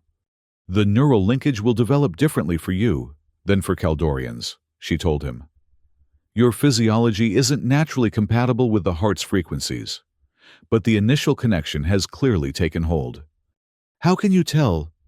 "You sensed Ellen's distress before we boarded the ship," Era pointed out. "That awareness came through the bond, not through conventional observation." Emmett realized she was right. He had known something was wrong before Era mentioned it, a faint sense of discomfort that hadn't originated from his own emotions. "Will it get stronger over time?" "Potentially, Era confirmed. Particularly with proximity to the fragment or the complete heart. But without regular exposure, your connection will likely stabilize at a minimal level. Emotional impressions, general awareness of well-being, perhaps occasional stronger impressions during moments of intensity. And for you and your handmaidens, the bond is much stronger and more complex. We share not only emotional states, but can, with practice, communicate simple concepts directly. It's not mind reading as some outsiders believe, but rather a form of neural synchronization that allows shared meaning to emerge. The explanation was simultaneously fascinating and unsettling. Emmett had never considered himself particularly traditional about maintaining the boundaries of individual consciousness. But the idea of a neural link with 6 Kaldorian women he had met less than a day ago challenged even his flexible worldview. This bond, he asked carefully, does it have any influence over free will or decision-making? Era's expression softened. You fear manipulation or control. Don't. The heart enables connection, not dominance. In fact, attempts to use it for control inevitably fail, as the neural patterns destabilize under coercion. That's why Norland can't simply force you to activate it for him. Precisely. The heart requires harmony and consent to function properly. Anything else creates dissonance that renders it inert, or worse. Their conversation was interrupted by the ship's announcement system, informing them of their approach to Laxus Prime.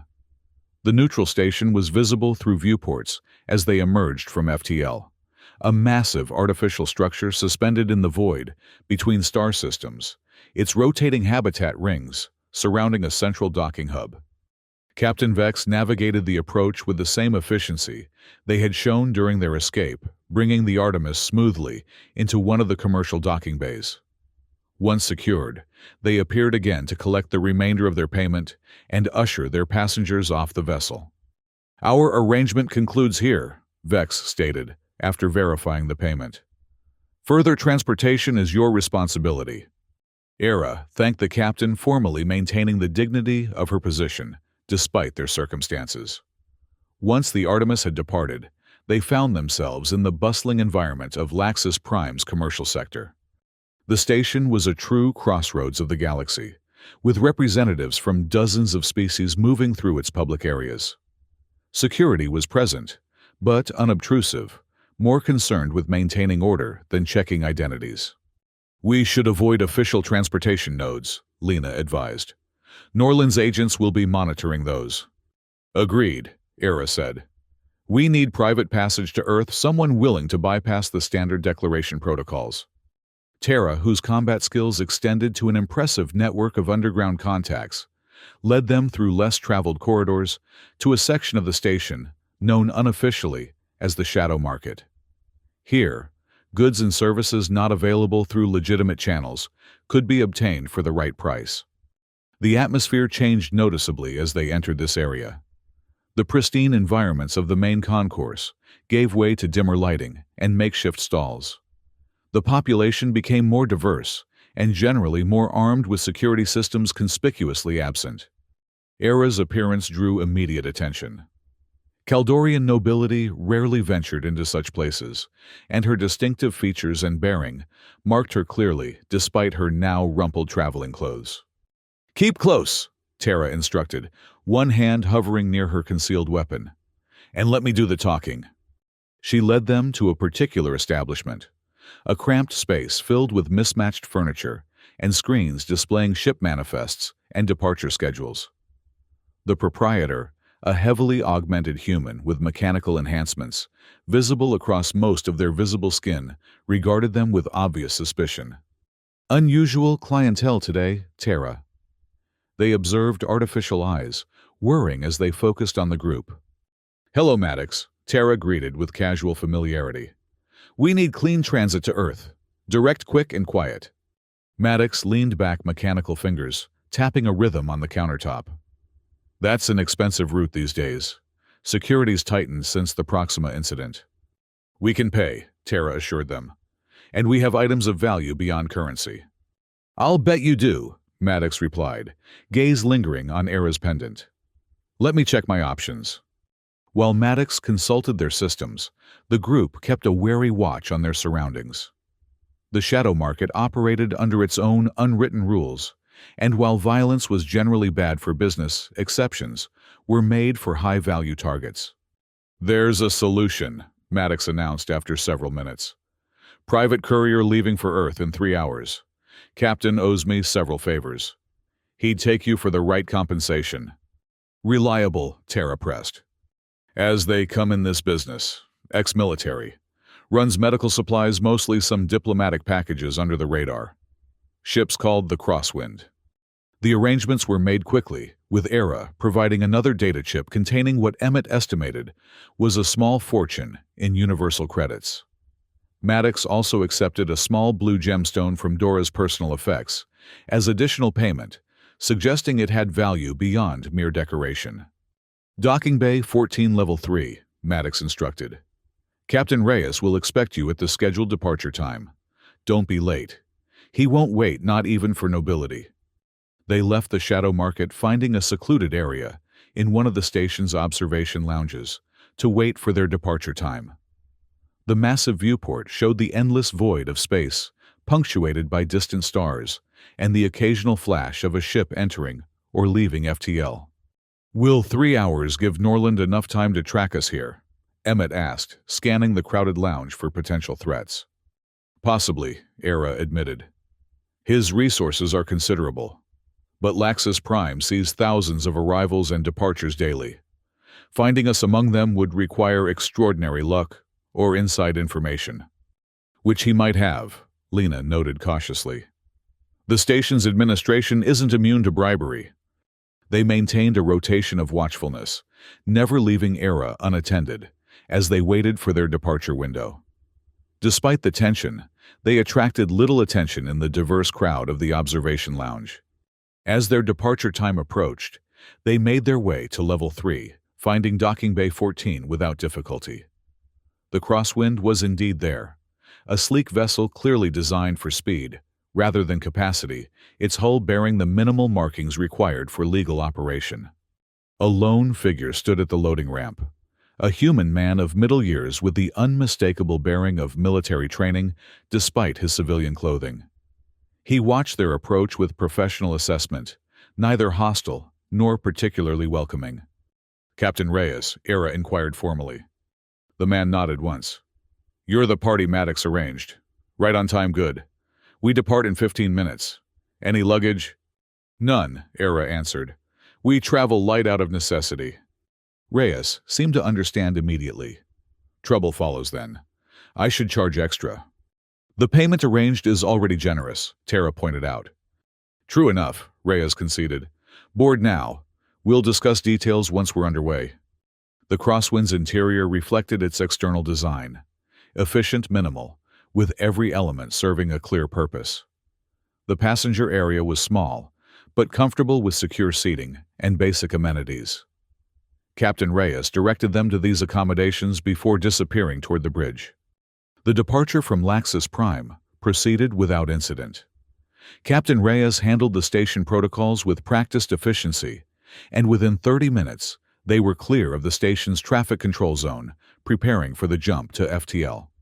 Reyes joined them in the passenger compartment, once the ship was safely in faster-than-light transit. "We'll reach Earth in approximately 42 hours, he informed them.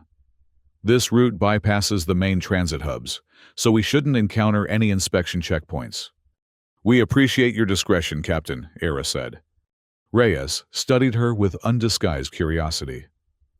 "Don't often transport Caldorian nobility, especially not with this kind of urgency.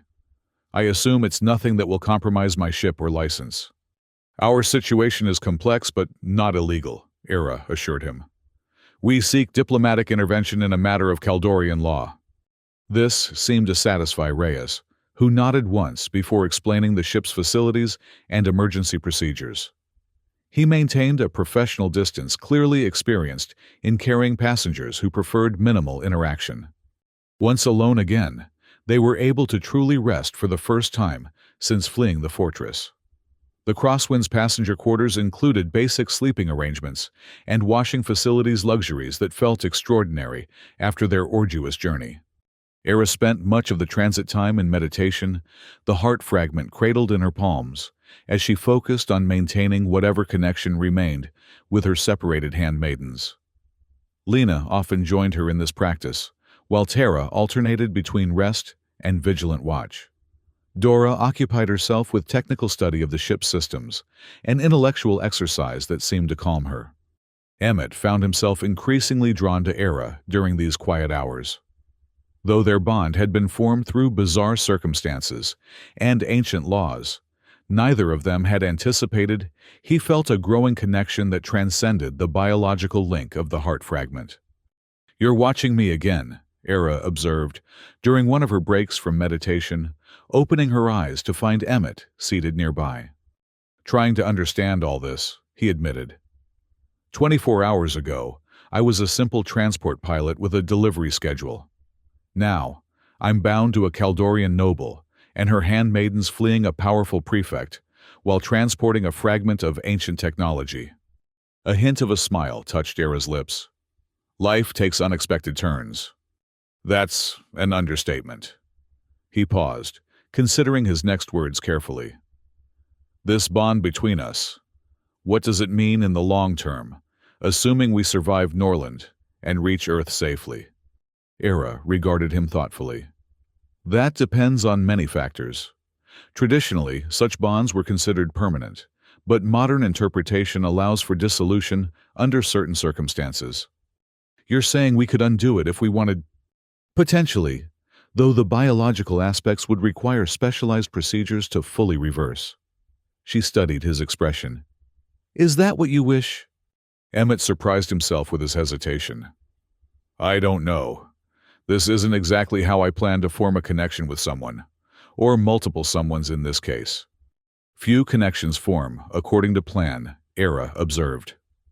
"Even on Caldoria, where tradition governs so much of life, the most meaningful bonds often arise from unexpected circumstances." Their conversation was interrupted by a proximity alert from the ship's systems. Captain Reyes appeared briefly to inform them they were making a small course adjustment to avoid a patrol vessel from the Interstellar Regulatory Commission. "Standard procedure," he assured them. "Nothing to be concerned about." But the incident reminded them of their precarious situation.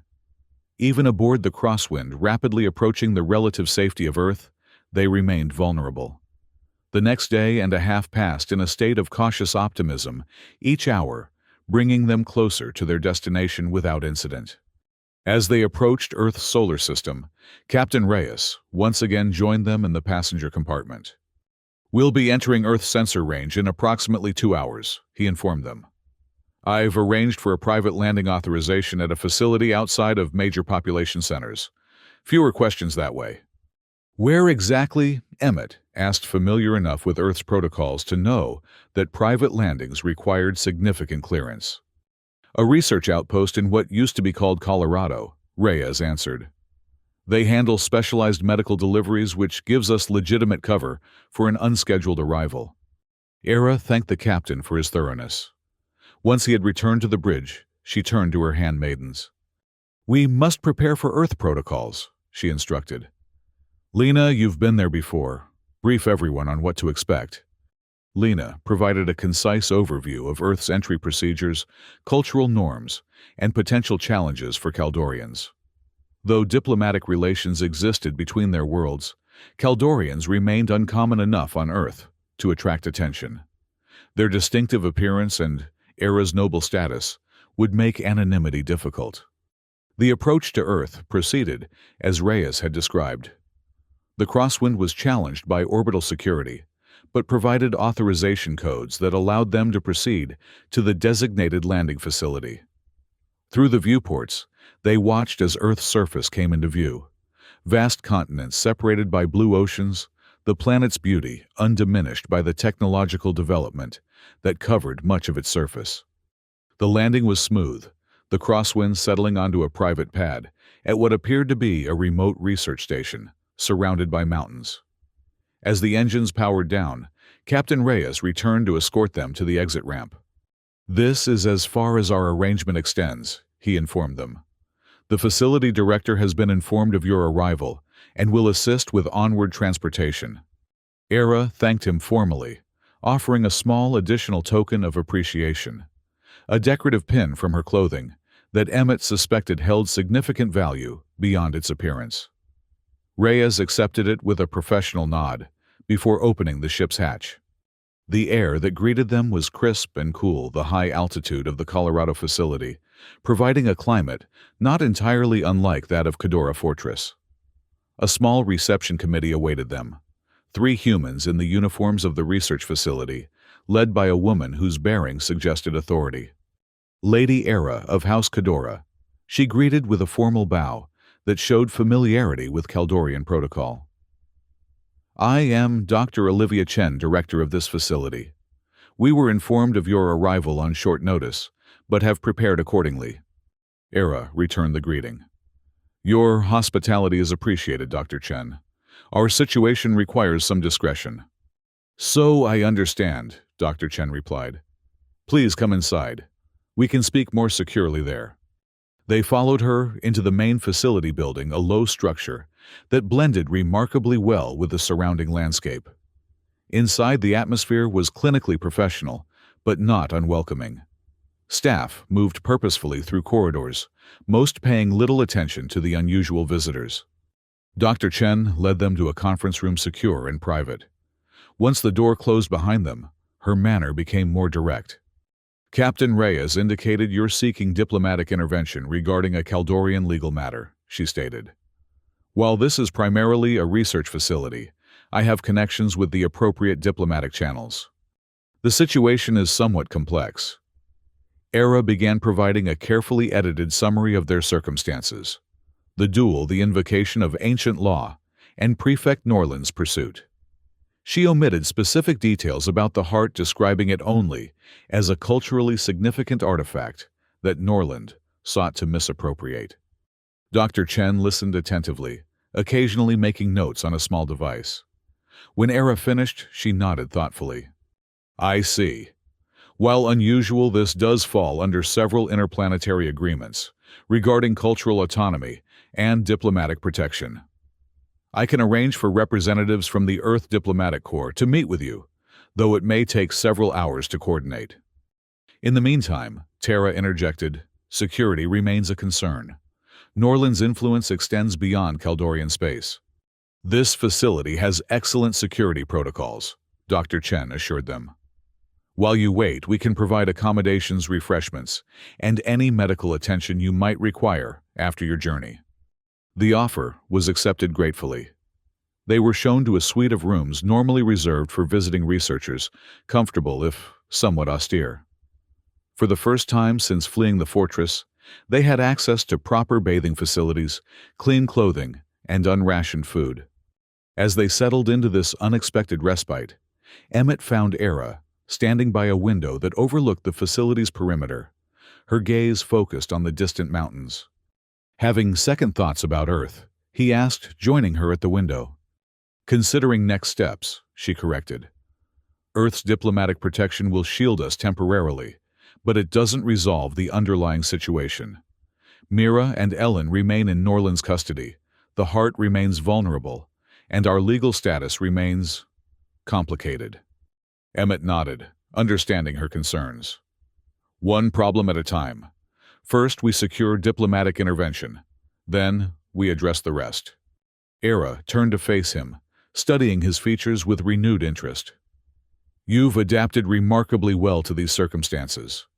Most humans would have abandoned us at the first opportunity." "I've never been very good at abandoning people who need help," Emmett admitted. "Besides, I'm technically responsible for all of you now, according to your laws. I take that seriously." Something shifted in Era's expression, a softening, a new awareness. "The bond affects you more strongly than I anticipated. Humans rarely respond so completely to the heart's influence." "Maybe it's not just the heart," Emmett suggested quietly. The moment between them deepened the connection that had been forming since their first encounter in the rain-soaked courtyard, crystallizing into something neither had expected.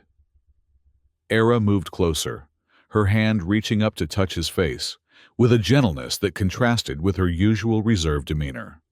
"When this crisis passes," she said softly, "we will need to discuss what this bond truly means for both of us."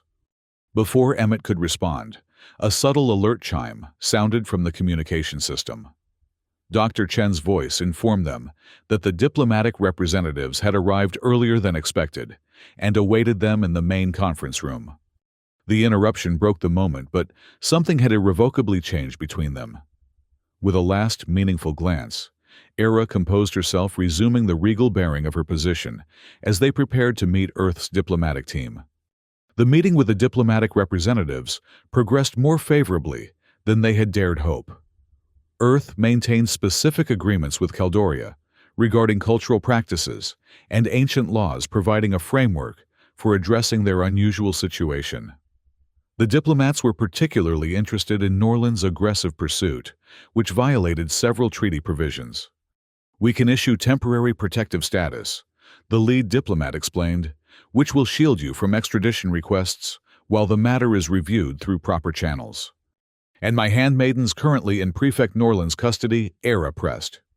"A more delicate matter," the diplomat admitted. "We can file formal inquiries and requests for their release based on familial connection to individuals under Earth's protection. But direct intervention would require evidence of mistreatment or rights violations." Era touched her pendant, the crystal glowing faintly.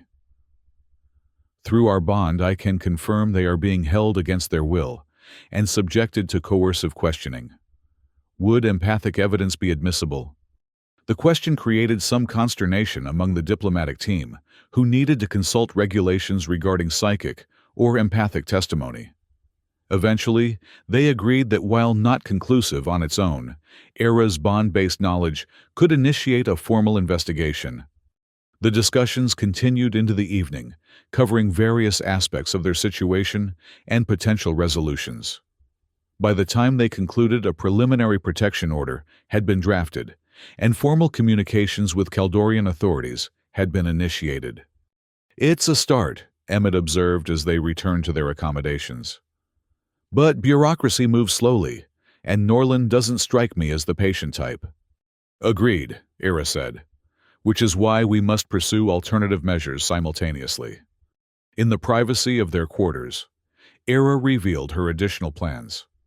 Using the heart fragment, she had maintained a tenuous connection with Ellen, despite the distance. Through this link, she had determined that both Ellen and Mira were being held in a private compound on Caldoria, not at an official detention center. "This gives us an advantage," Era explained. "Official facilities would require diplomatic channels for access. Private holdings are more accessible through other means." "You're talking about a rescue operation," Emmett realized. "A retrieval," Era corrected. "Of both my handmaidens and the heart, which I believe Norland has located, but not yet secured." Tara, whose military training made her the natural strategist among them, outlined the beginnings of a plan. With Earth's diplomatic protection establishing their legal position, they could engage specialized extraction teams who operated in the gray areas between planetary jurisdictions. "The same networks that helped us reach Earth can provide the necessary resources," she explained. "But it will require significant funding and perfect timing." "And my direct involvement," Era added. "The heart fragment will be essential for locating both the complete artifact and our separated companions." The planning continued late into the night, with each of them contributing their specialized knowledge. Dora's technical expertise would be crucial for bypassing security systems, while Lena's diplomatic training would help navigate the complex legal aftermath. Emmett, despite his initial reluctance to become further entangled in Caldorian affairs, found himself fully committed to the rescue effort. Whether through the influence of the bond or his own developing feelings for Era and her handmaidens, he couldn't imagine walking away. The following days were filled with careful preparation.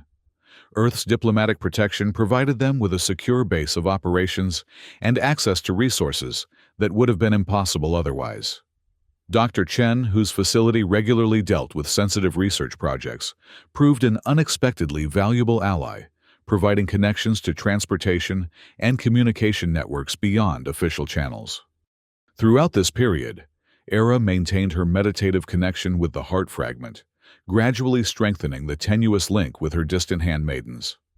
The process clearly took a toll on her, leaving her exhausted after each session, but she persisted with characteristic determination. "The connection is stabilizing," she reported, after a particularly intense meditation. "Ellen has managed to communicate their location more precisely, a compound in the northern mountains beyond Kedora territory. Norland's ancestral holding, Lena, identified. It's said to be heavily fortified and isolated from regular transit routes. But not impenetrable," Tara asserted, adding the new information to their developing plan. As the rescue operation took shape, Emmett found himself increasingly drawn to Era during her rare moments of rest.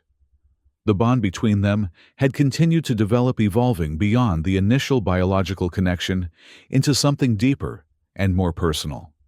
"The heart responds to emotional resonance as well as biological compatibility," Era explained when he questioned this development.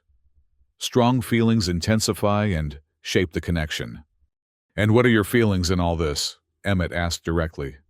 Beyond the bond, beyond tradition and ancient laws, Era considered the question with characteristic thoughtfulness. "Unexpected," she finally answered.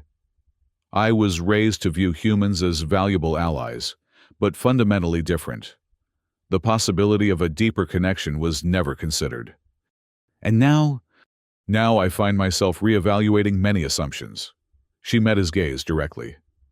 "The bond may have been initiated through ancient law and biological technology, but what grows between us now is something neither of those fully explains." The moment might have deepened further, but they were interrupted by Dora's arrival with updated information about Norland's compound security systems. The mission took precedence over personal exploration, a fact both of them accepted with reluctant practicality. 2 weeks after their arrival on Earth, the extraction plan was finally ready. A specialized team had been engaged through connections Dr. Chen had facilitated. Former military operatives with experience in cross-planetary operations. Their vessel, a modified stealth transport, called the Phantom, awaited at a private launch facility nearby. The night before their departure, Era gathered them all together in their quarters. The heart fragment glowed intensely in her palm as she addressed them. "Tomorrow we return to Caldoria to retrieve what was taken from us," she stated formally.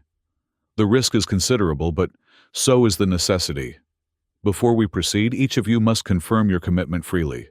The bond compels protection, but not participation in a mission of this nature." One by one, her handmaidens pledged their commitment. Tara with military precision, Dora with technical confidence, Lena with diplomatic eloquence. Finally, all eyes turned to Emmett. "I split your champion in half," he said with a hint of his old humor. "Seems only fair I help put things right." Era smiled the expression, transforming her usually composed features. "Then let us complete the bond before we depart. A full joining will strengthen our connection and improve our chances of success." The ritual that followed was more intimate than their rushed ceremony at Harding's place. In the privacy of their Earth quarters, with adequate time and proper preparation, they were able to observe the traditional forms with greater fidelity. Era began by activating the heart fragment to its full capacity, the crystal's glow filling the room with shifting patterns of light. Under her guidance, they formed a circle, each participant connecting physically to those on either side. "The initial cleansing established our bond," Era explained. "Now, we deepen it through the resonance. Each participant will share their essence with the collective, strengthening our unity while preserving individual identity." The process began with Era, who held the glowing fragment against her chest. The patterns on her skin brightened in response, creating beautiful, complex designs that flowed like liquid light across her blue flesh. When the patterns reached their maximum intensity, she touched the fragment to the person next to her, Lena, transferring a portion of the energy. The process continued around the circle, each handmaiden receiving the energy, allowing it to interact with their own biological patterns, then passing it to the next. When the energy reached Emmett, he felt a momentary apprehension, unsure how his human physiology would respond. "Open yourself to it," Era encouraged gently. The heart adapts to the receiver. As the energy entered him, Emmett experienced a sensation unlike anything he had known before. It wasn't pain or pleasure in any conventional sense, but rather an expansion of awareness, as though parts of his consciousness previously dormant were suddenly awakening. Patterns appeared on his skin, not the intricate designs of the Kaldorians, but simpler, more geometric formations that pulsed in harmony with his heartbeat. Through these patterns, he felt himself connected to each member of the circle, their presences distinct, yet unified in a complex web of awareness. Era completed the circle by receiving the energy back from Emmett, where it had been transformed by its journey through each of them. The fragment absorbed this modified energy, glowing with renewed intensity. "The resonance is complete," Era announced. "We are now truly bonded in the ancient way. Distance will not break our connection, nor will interference disrupt our awareness of each other." As the ritual concluded, the physical manifestations gradually faded, but the deeper connection remained. Emmett could sense each of the others with newfound clarity: Tara's protective vigilance, Dora's analytical precision, Lena's compassionate wisdom, and at the center, Era's unwavering purpose. "Sleep now," Era instructed. "Tomorrow's task will require all our strength."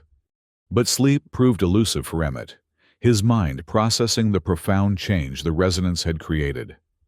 When he finally did drift off, his dreams were filled with impressions and emotions not entirely his own, a shared dreamscape that connected all 6 of them through the night. Morning brought a return to focused preparation. The extraction team arrived at the facility before dawn, their leader, a weathered veteran who introduced herself only as commander, briefing them on final approach vectors and contingency plans. "We'll reach Kaldorian space through a series of microjumps," she explained. "It's slower, but minimizes detection probability. Once in orbit, we deploy to the surface using stealth pods rather than conventional shuttles." The Phantom lived up to its name, a vessel designed specifically to evade standard detection systems. Its exterior absorbed, rather than reflected scanning signals, while its propulsion system operated at frequencies that most automated security ignored as background noise. Departure from Earth proceeded without incident, the small vessel slipping away from the planet's busy orbital space, with minimal registration on official monitors. As they moved beyond Earth's solar system, Era spent much of her time in deep meditation, using the heart fragment to strengthen her connection with Ellen and Mira. "Their condition is stable," she reported during one brief rest period. "Norland continues to question them, but his methods have become less aggressive. I believe he's realized force will not yield the information he seeks." "Has he found the heart?" Emmett asked. "Not yet," Era confirmed. "But he's narrowed his search to a specific region. We must reach it first." The journey to Caldoria took 3 days, the Phantom making dozens of small FTL jumps to avoid established transit routes where larger vessels might detect their presence. During this time, the bond between them continued to develop, enhanced by the resonance ritual they had performed. Emmett found himself increasingly able to sense the others, even when physically separated, a background awareness that provided comfort and unity of purpose. The intensity varied. Era's presence was strongest, followed by those handmaidens with whom he had spent the most time. Despite never having met her, he could even sense Mira faintly, a distant point of light in his expanded awareness. "It's extraordinary," he commented to Era during a quiet moment in the ship's small observation area. "I've heard theories about neural linking technology, but experiencing it firsthand is something else entirely. The heart is unique," Era explained. "Other technologies create artificial connections that require external maintenance. The heart fosters self-sustaining bonds that grow organically over time." "And between species, apparently." Era smiled. That was unexpected even to me. The heart traditionally connects only Kaldorians. Your compatibility suggests something interesting about human neural architecture. As they approached Kaldorian space tension, mounted among the extraction team, Commander ordered a full systems check, ensuring their stealth capabilities were operating at maximum efficiency. "We'll be entering monitored space in approximately 6 hours," she informed them. From that point forward, absolute communication discipline is essential. Era gathered her handmaidens and Emmett for a final strategic review. Using the heart fragment, she had created a rough mental map of Norland's compound, identifying where Ellen and Mira were being held, and the likely location of the complete heart. "The compound has 3 main structures," she explained, projecting the image into their shared awareness through the bond. "The central building houses Norland's personal quarters and private facilities. The eastern wing contains detention areas where Ellen and Mira are being held. The western wing appears to be a research facility, where I believe the heart is being studied. 3 targets, 6 of us, including Emmett, Tara, calculated. Plus the extraction team for perimeter security and extraction. We'll need to coordinate precisely," Lena added. "Once we retrieve either the handmaidens or the heart Norland, we'll know we're there." The plan took shape with remarkable efficiency, their enhanced connection allowing for more intuitive understanding than conventional planning would permit. They would deploy in 3 teams. Emmett and Era would locate and secure the heart Tara, and Dora would retrieve Ellen and Mira, while Lena would coordinate with the extraction team to maintain their escape route.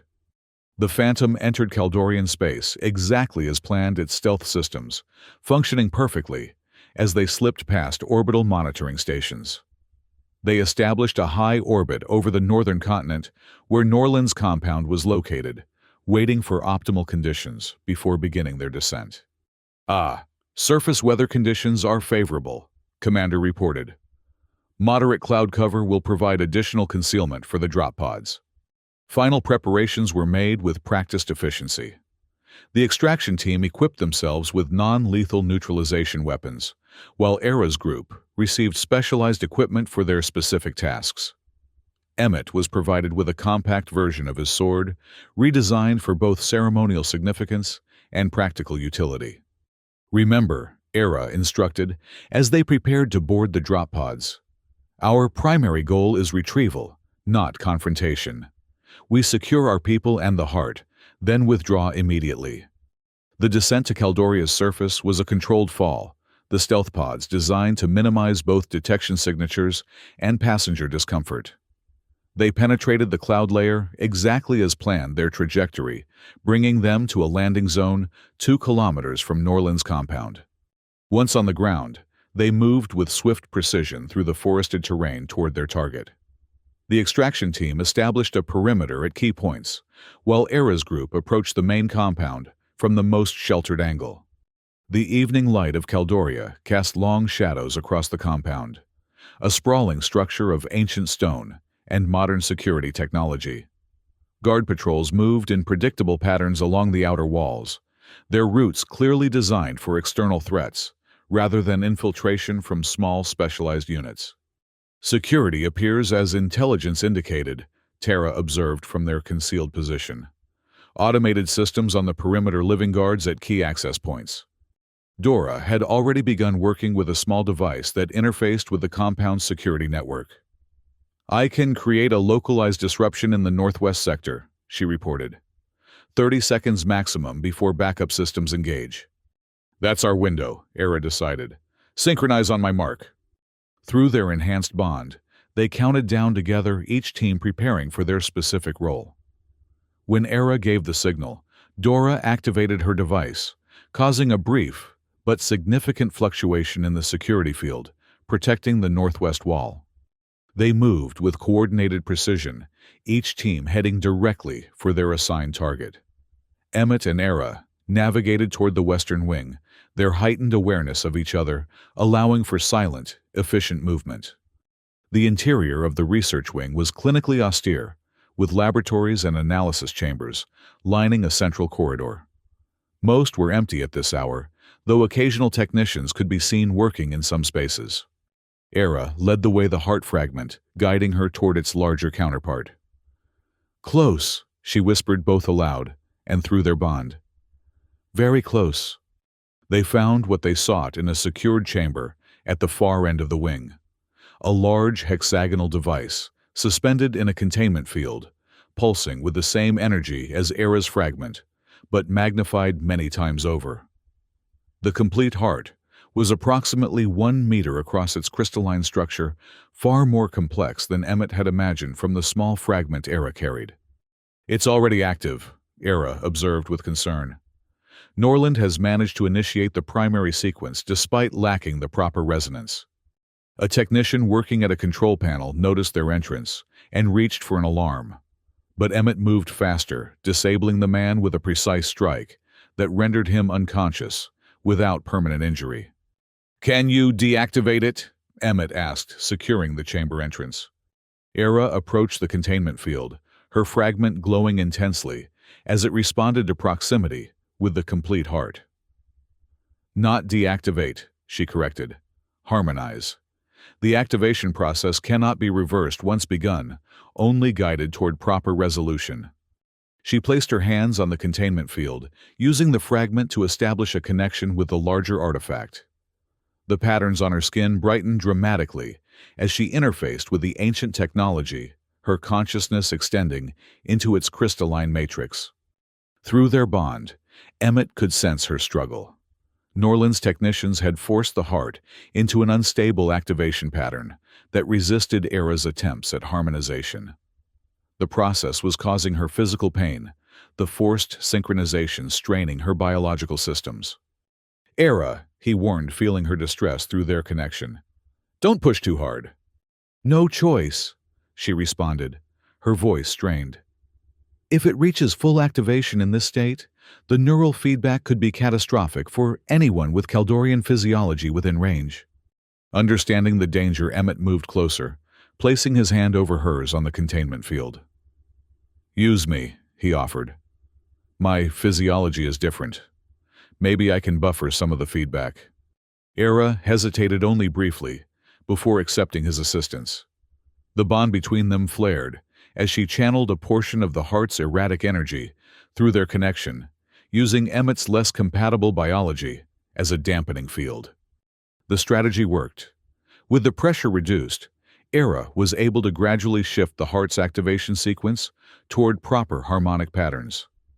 The crystal's pulsing changed from an erratic flaring to a steady rhythmic glow that matched the fragment she carried. "Containment field," she gasped, her strength clearly fading from the effort. "Deactivate it so I can secure the heart." Emmett moved to the control panel, using the unconscious technician's access to shut down the field.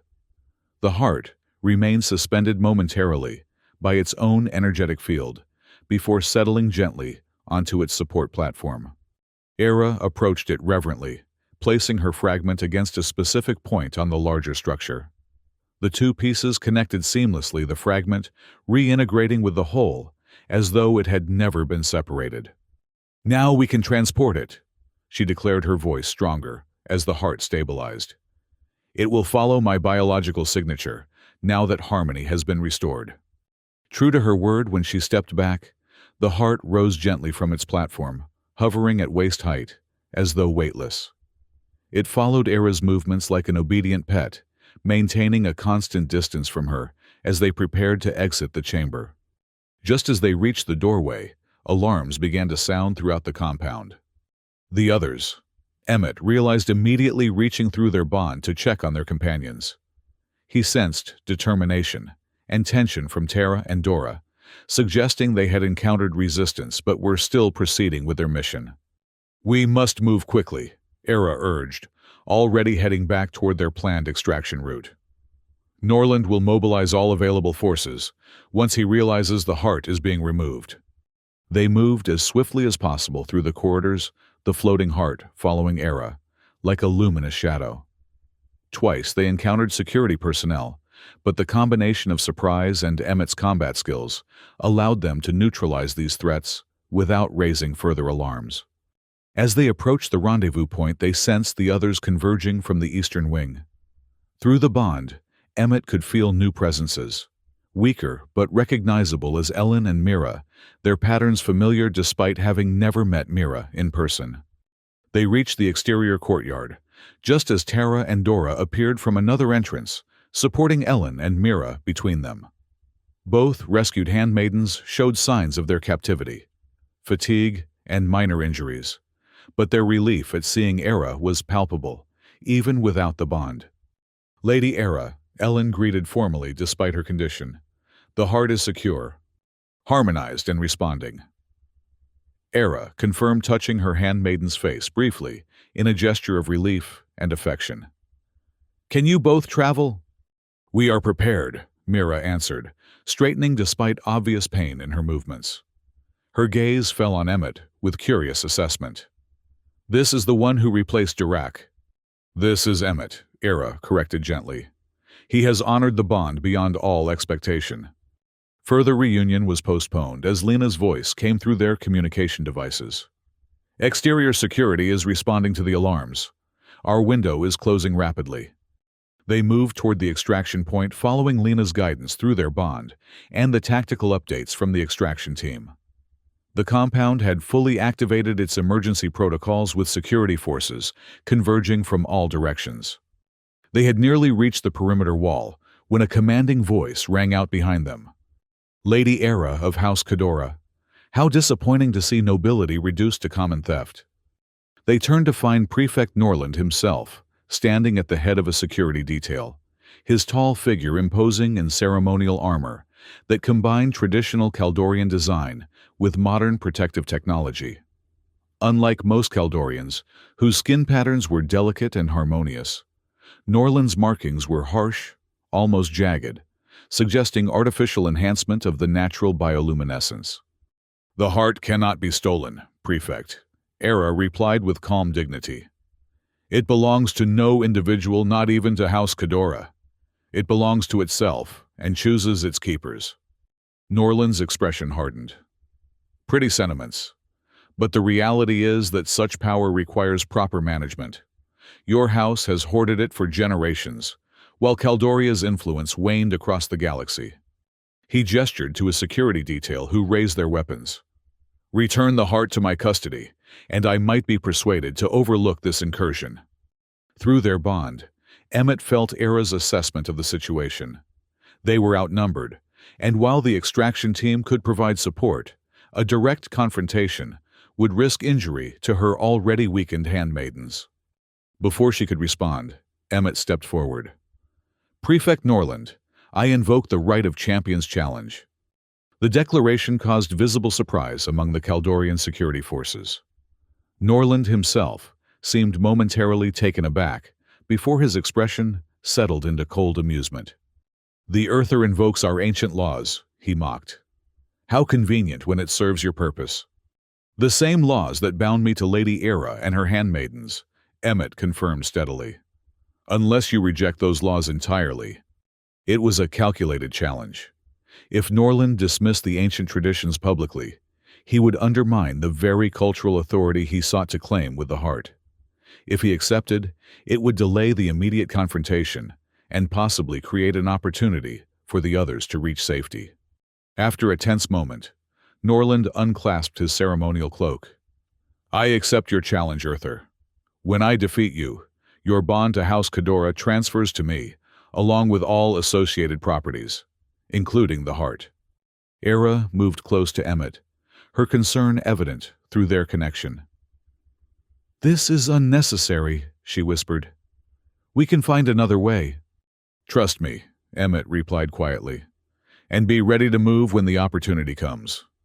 The security forces formed a circle in the courtyard, creating an impromptu dueling ground, reminiscent of the one where Emmett had faced Dirac. Norland removed his outer armor, revealing a combat suit embedded with technological enhancements that subtly glowed beneath the fabric. A subordinate presented Norland with a ceremonial sword, its design more elaborate than Dirac's had been, with energy conduits visible along the blade. Emmett drew his own weapon, the compact version provided by the extraction team, substantially less impressive, but perfectly balanced for his fighting style. "Traditional rules apply," Norland declared formally. Combat continues until submission, incapacitation, or death. His eyes gleamed with malicious intent. I prefer the latter. They began circling each other. Norland, moving with the practiced precision of someone trained in formal combat techniques. His style was aggressive, but controlled each movement designed to project power and intimidate. Emmett maintained a defensive posture, evaluating his opponent while conserving energy. Through the bond, he could feel Era and her handmaidens watching intently, ready to act when needed. The extraction team had repositioned to provide escape coverage once an opportunity presented itself.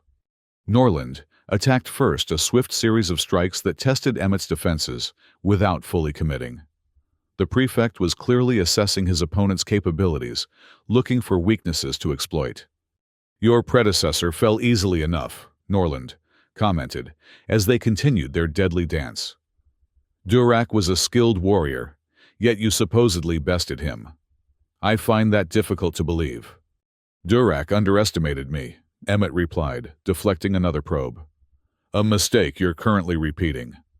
The taunt had its intended effect. Norland's next attack came with greater force, his enhanced strength evident as his blade crashed against Emmett's. The impact sent shockwaves up Emmett's arm, nearly causing him to lose his grip. "Earth physiology is inherently inferior," Norland stated coldly. "No amount of training can overcome biological limitations." Instead of responding verbally, Emmett changed tactics, shifting from pure defense to a counter-attacking style that utilized quick targeted strikes at Norland's exposed points. Though none landed cleanly, the sudden aggression forced the prefect to adjust his approach. The duel intensified, both combatants fully engaged in the deadly exchange.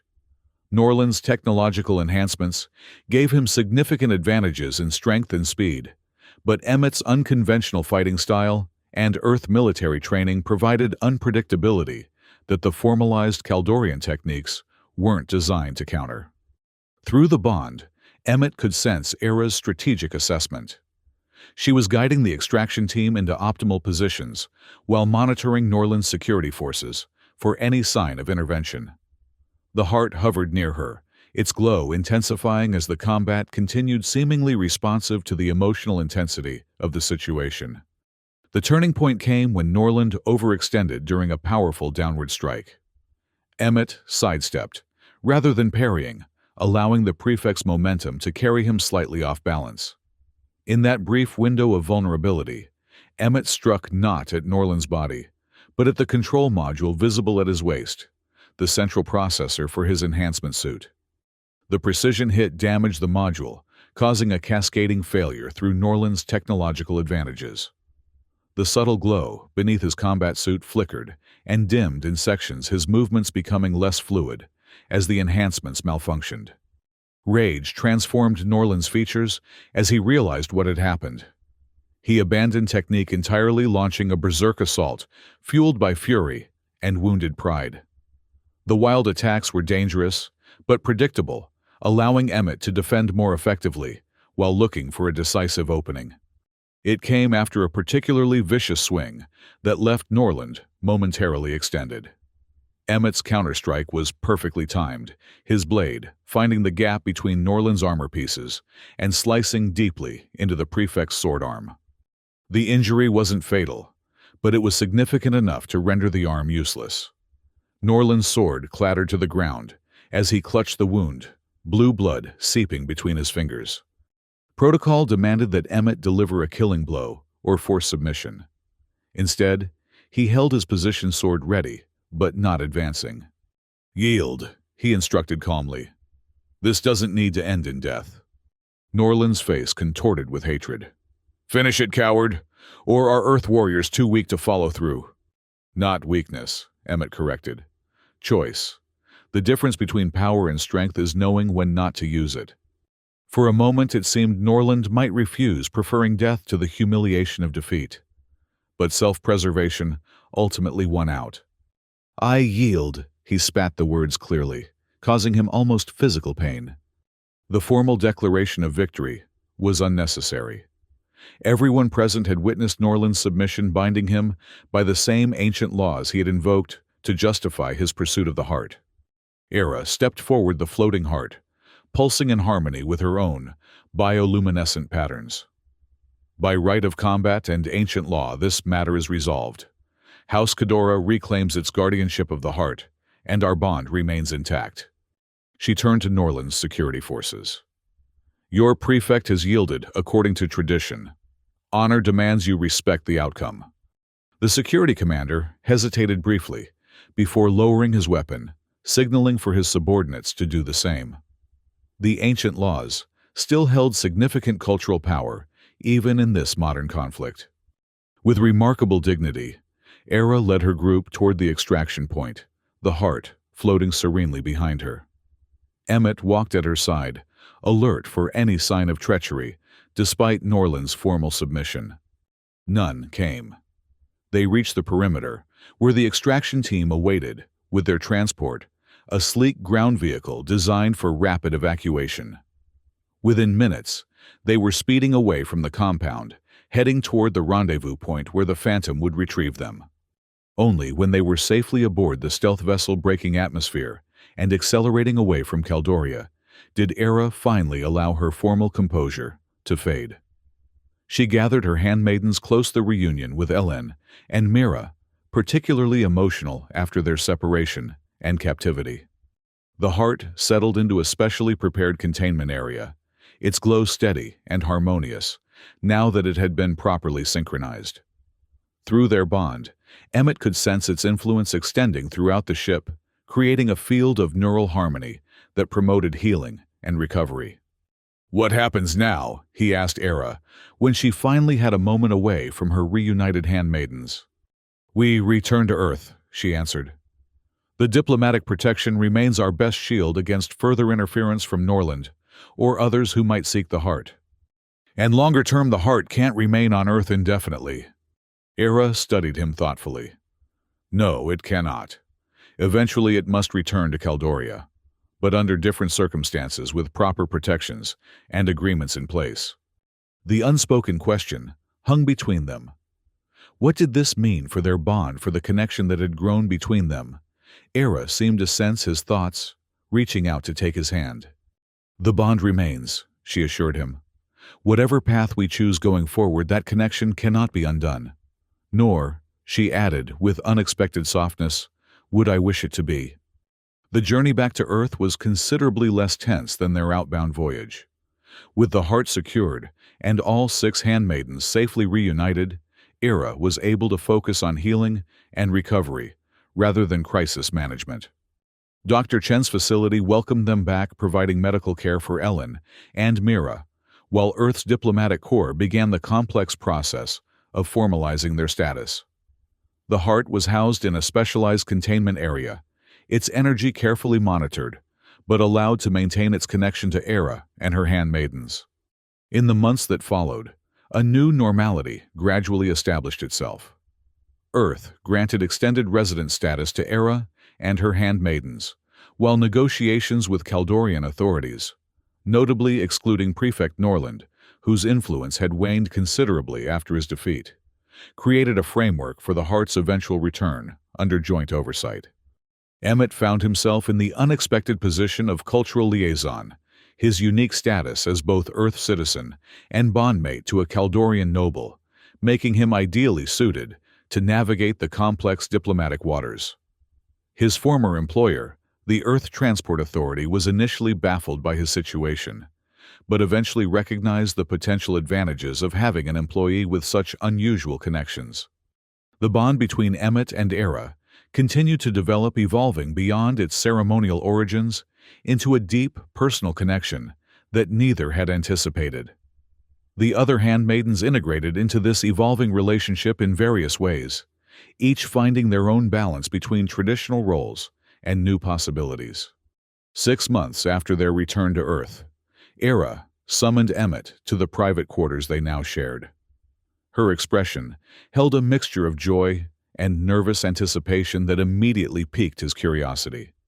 "What is it?" he asked, sensing strong emotions through their bond, but unable to identify their specific nature. In answer, Era guided his hand to her abdomen, where a subtle change in her bioluminescent patterns had formed. "The heart has blessed our bond," she said softly. "A new life grows here, part Kaldorian, part human, the first of her kind." The implications were overwhelming. Interspecies reproduction between humans and Kaldorians had been theoretically possible, but exceedingly rare, with no documented successful births. Yet the heart's influence had apparently overcome the biological barriers, creating a possibility that science alone had never achieved. "A daughter," Emmett asked, his voice rough with emotion. Era nodded, her own eyes, bright with uncharacteristic tears. "The heart shows her to me in my dreams, blue-skinned like my people but with your eyes and spirit." The news spread quickly among their unusual family.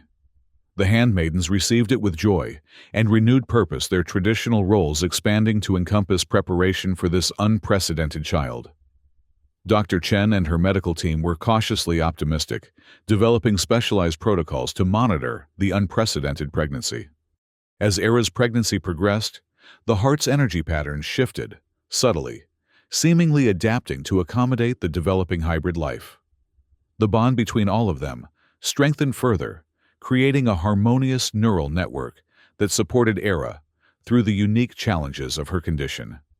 When the time finally came, the birth took place in a specialized facility within Dr. Chen's research center.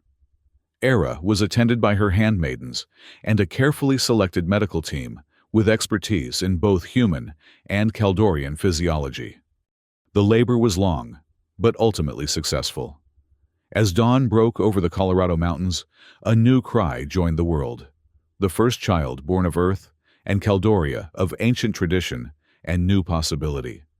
They named her Hope, a simple Earth word that carried profound meaning for their unprecedented family. Her skin was indeed blue, like her mother's, though lighter in shade with delicate patterns that shifted and developed daily.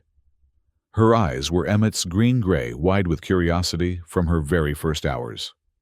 Most remarkably, she manifested a natural connection to the heart from birth, her infant patterns synchronizing with its energy, without training or ceremony.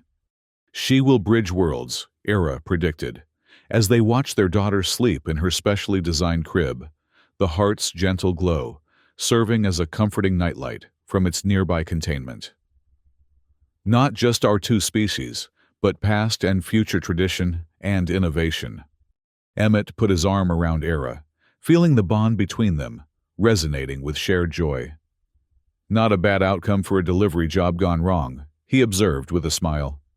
Era leaned against him, her formal reserve, long since transformed into comfortable intimacy. "The ancient laws work in unexpected ways. What began as obligation has become choice, the strongest bond of all." Around them, their unusual family had found its balance. Lena had taken on diplomatic responsibilities, representing their interests in ongoing negotiations.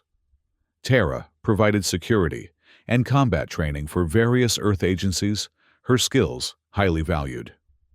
Dora's technical expertise had led to collaborative research projects combining Kaldorian and Earth technologies. Mira had become an educator, sharing Kaldorian culture with interested Earth institutions. Ellen, fully recovered from her captivity, had assumed primary responsibility for the heart's maintenance and study. And at the center of it all was little Hope, sleeping peacefully in the gentle glow of two worlds united, living proof that even the most unexpected beginnings could lead to beautiful outcomes. As if sensing their thoughts, Hope opened her eyes, her infant patterns brightening momentarily before she drifted back to sleep. The heart pulsed in response, its ancient energy harmonizing with this newest addition to its chosen family. "What do you think she'll become?" Emmett wondered aloud. "Whatever she chooses," Era answered with certainty. "That's the true gift we can give her. Not just life, but the freedom to determine her own path." Emmett smiled, thinking of his own unexpected journey from simple pilot to bondmate champion, and now father to an unprecedented child. "Freedom within connection," he observed. "That's what the heart has always been about, hasn't it?" Era nodded, her expression peaceful, as she watched their daughter. The strongest bonds are those we choose to maintain, even when given the freedom not to. That's the wisdom our ancestors built into the heart. Not control, but harmony through choice. Outside, Earth's sun rose higher over the mountains, its light mingling with the gentle glow of the heart to illuminate this most unusual family. Bound, first by ancient law, then by choice, and now by love and shared purpose. Whatever challenges awaited them, they would face them together, their bond strengthened by the very differences that might once have separated them. And at the center of it all, little Hope slept peacefully, her dreams already bridging worlds that had once seemed impossibly distant, now joined in the most profound connection of all: family.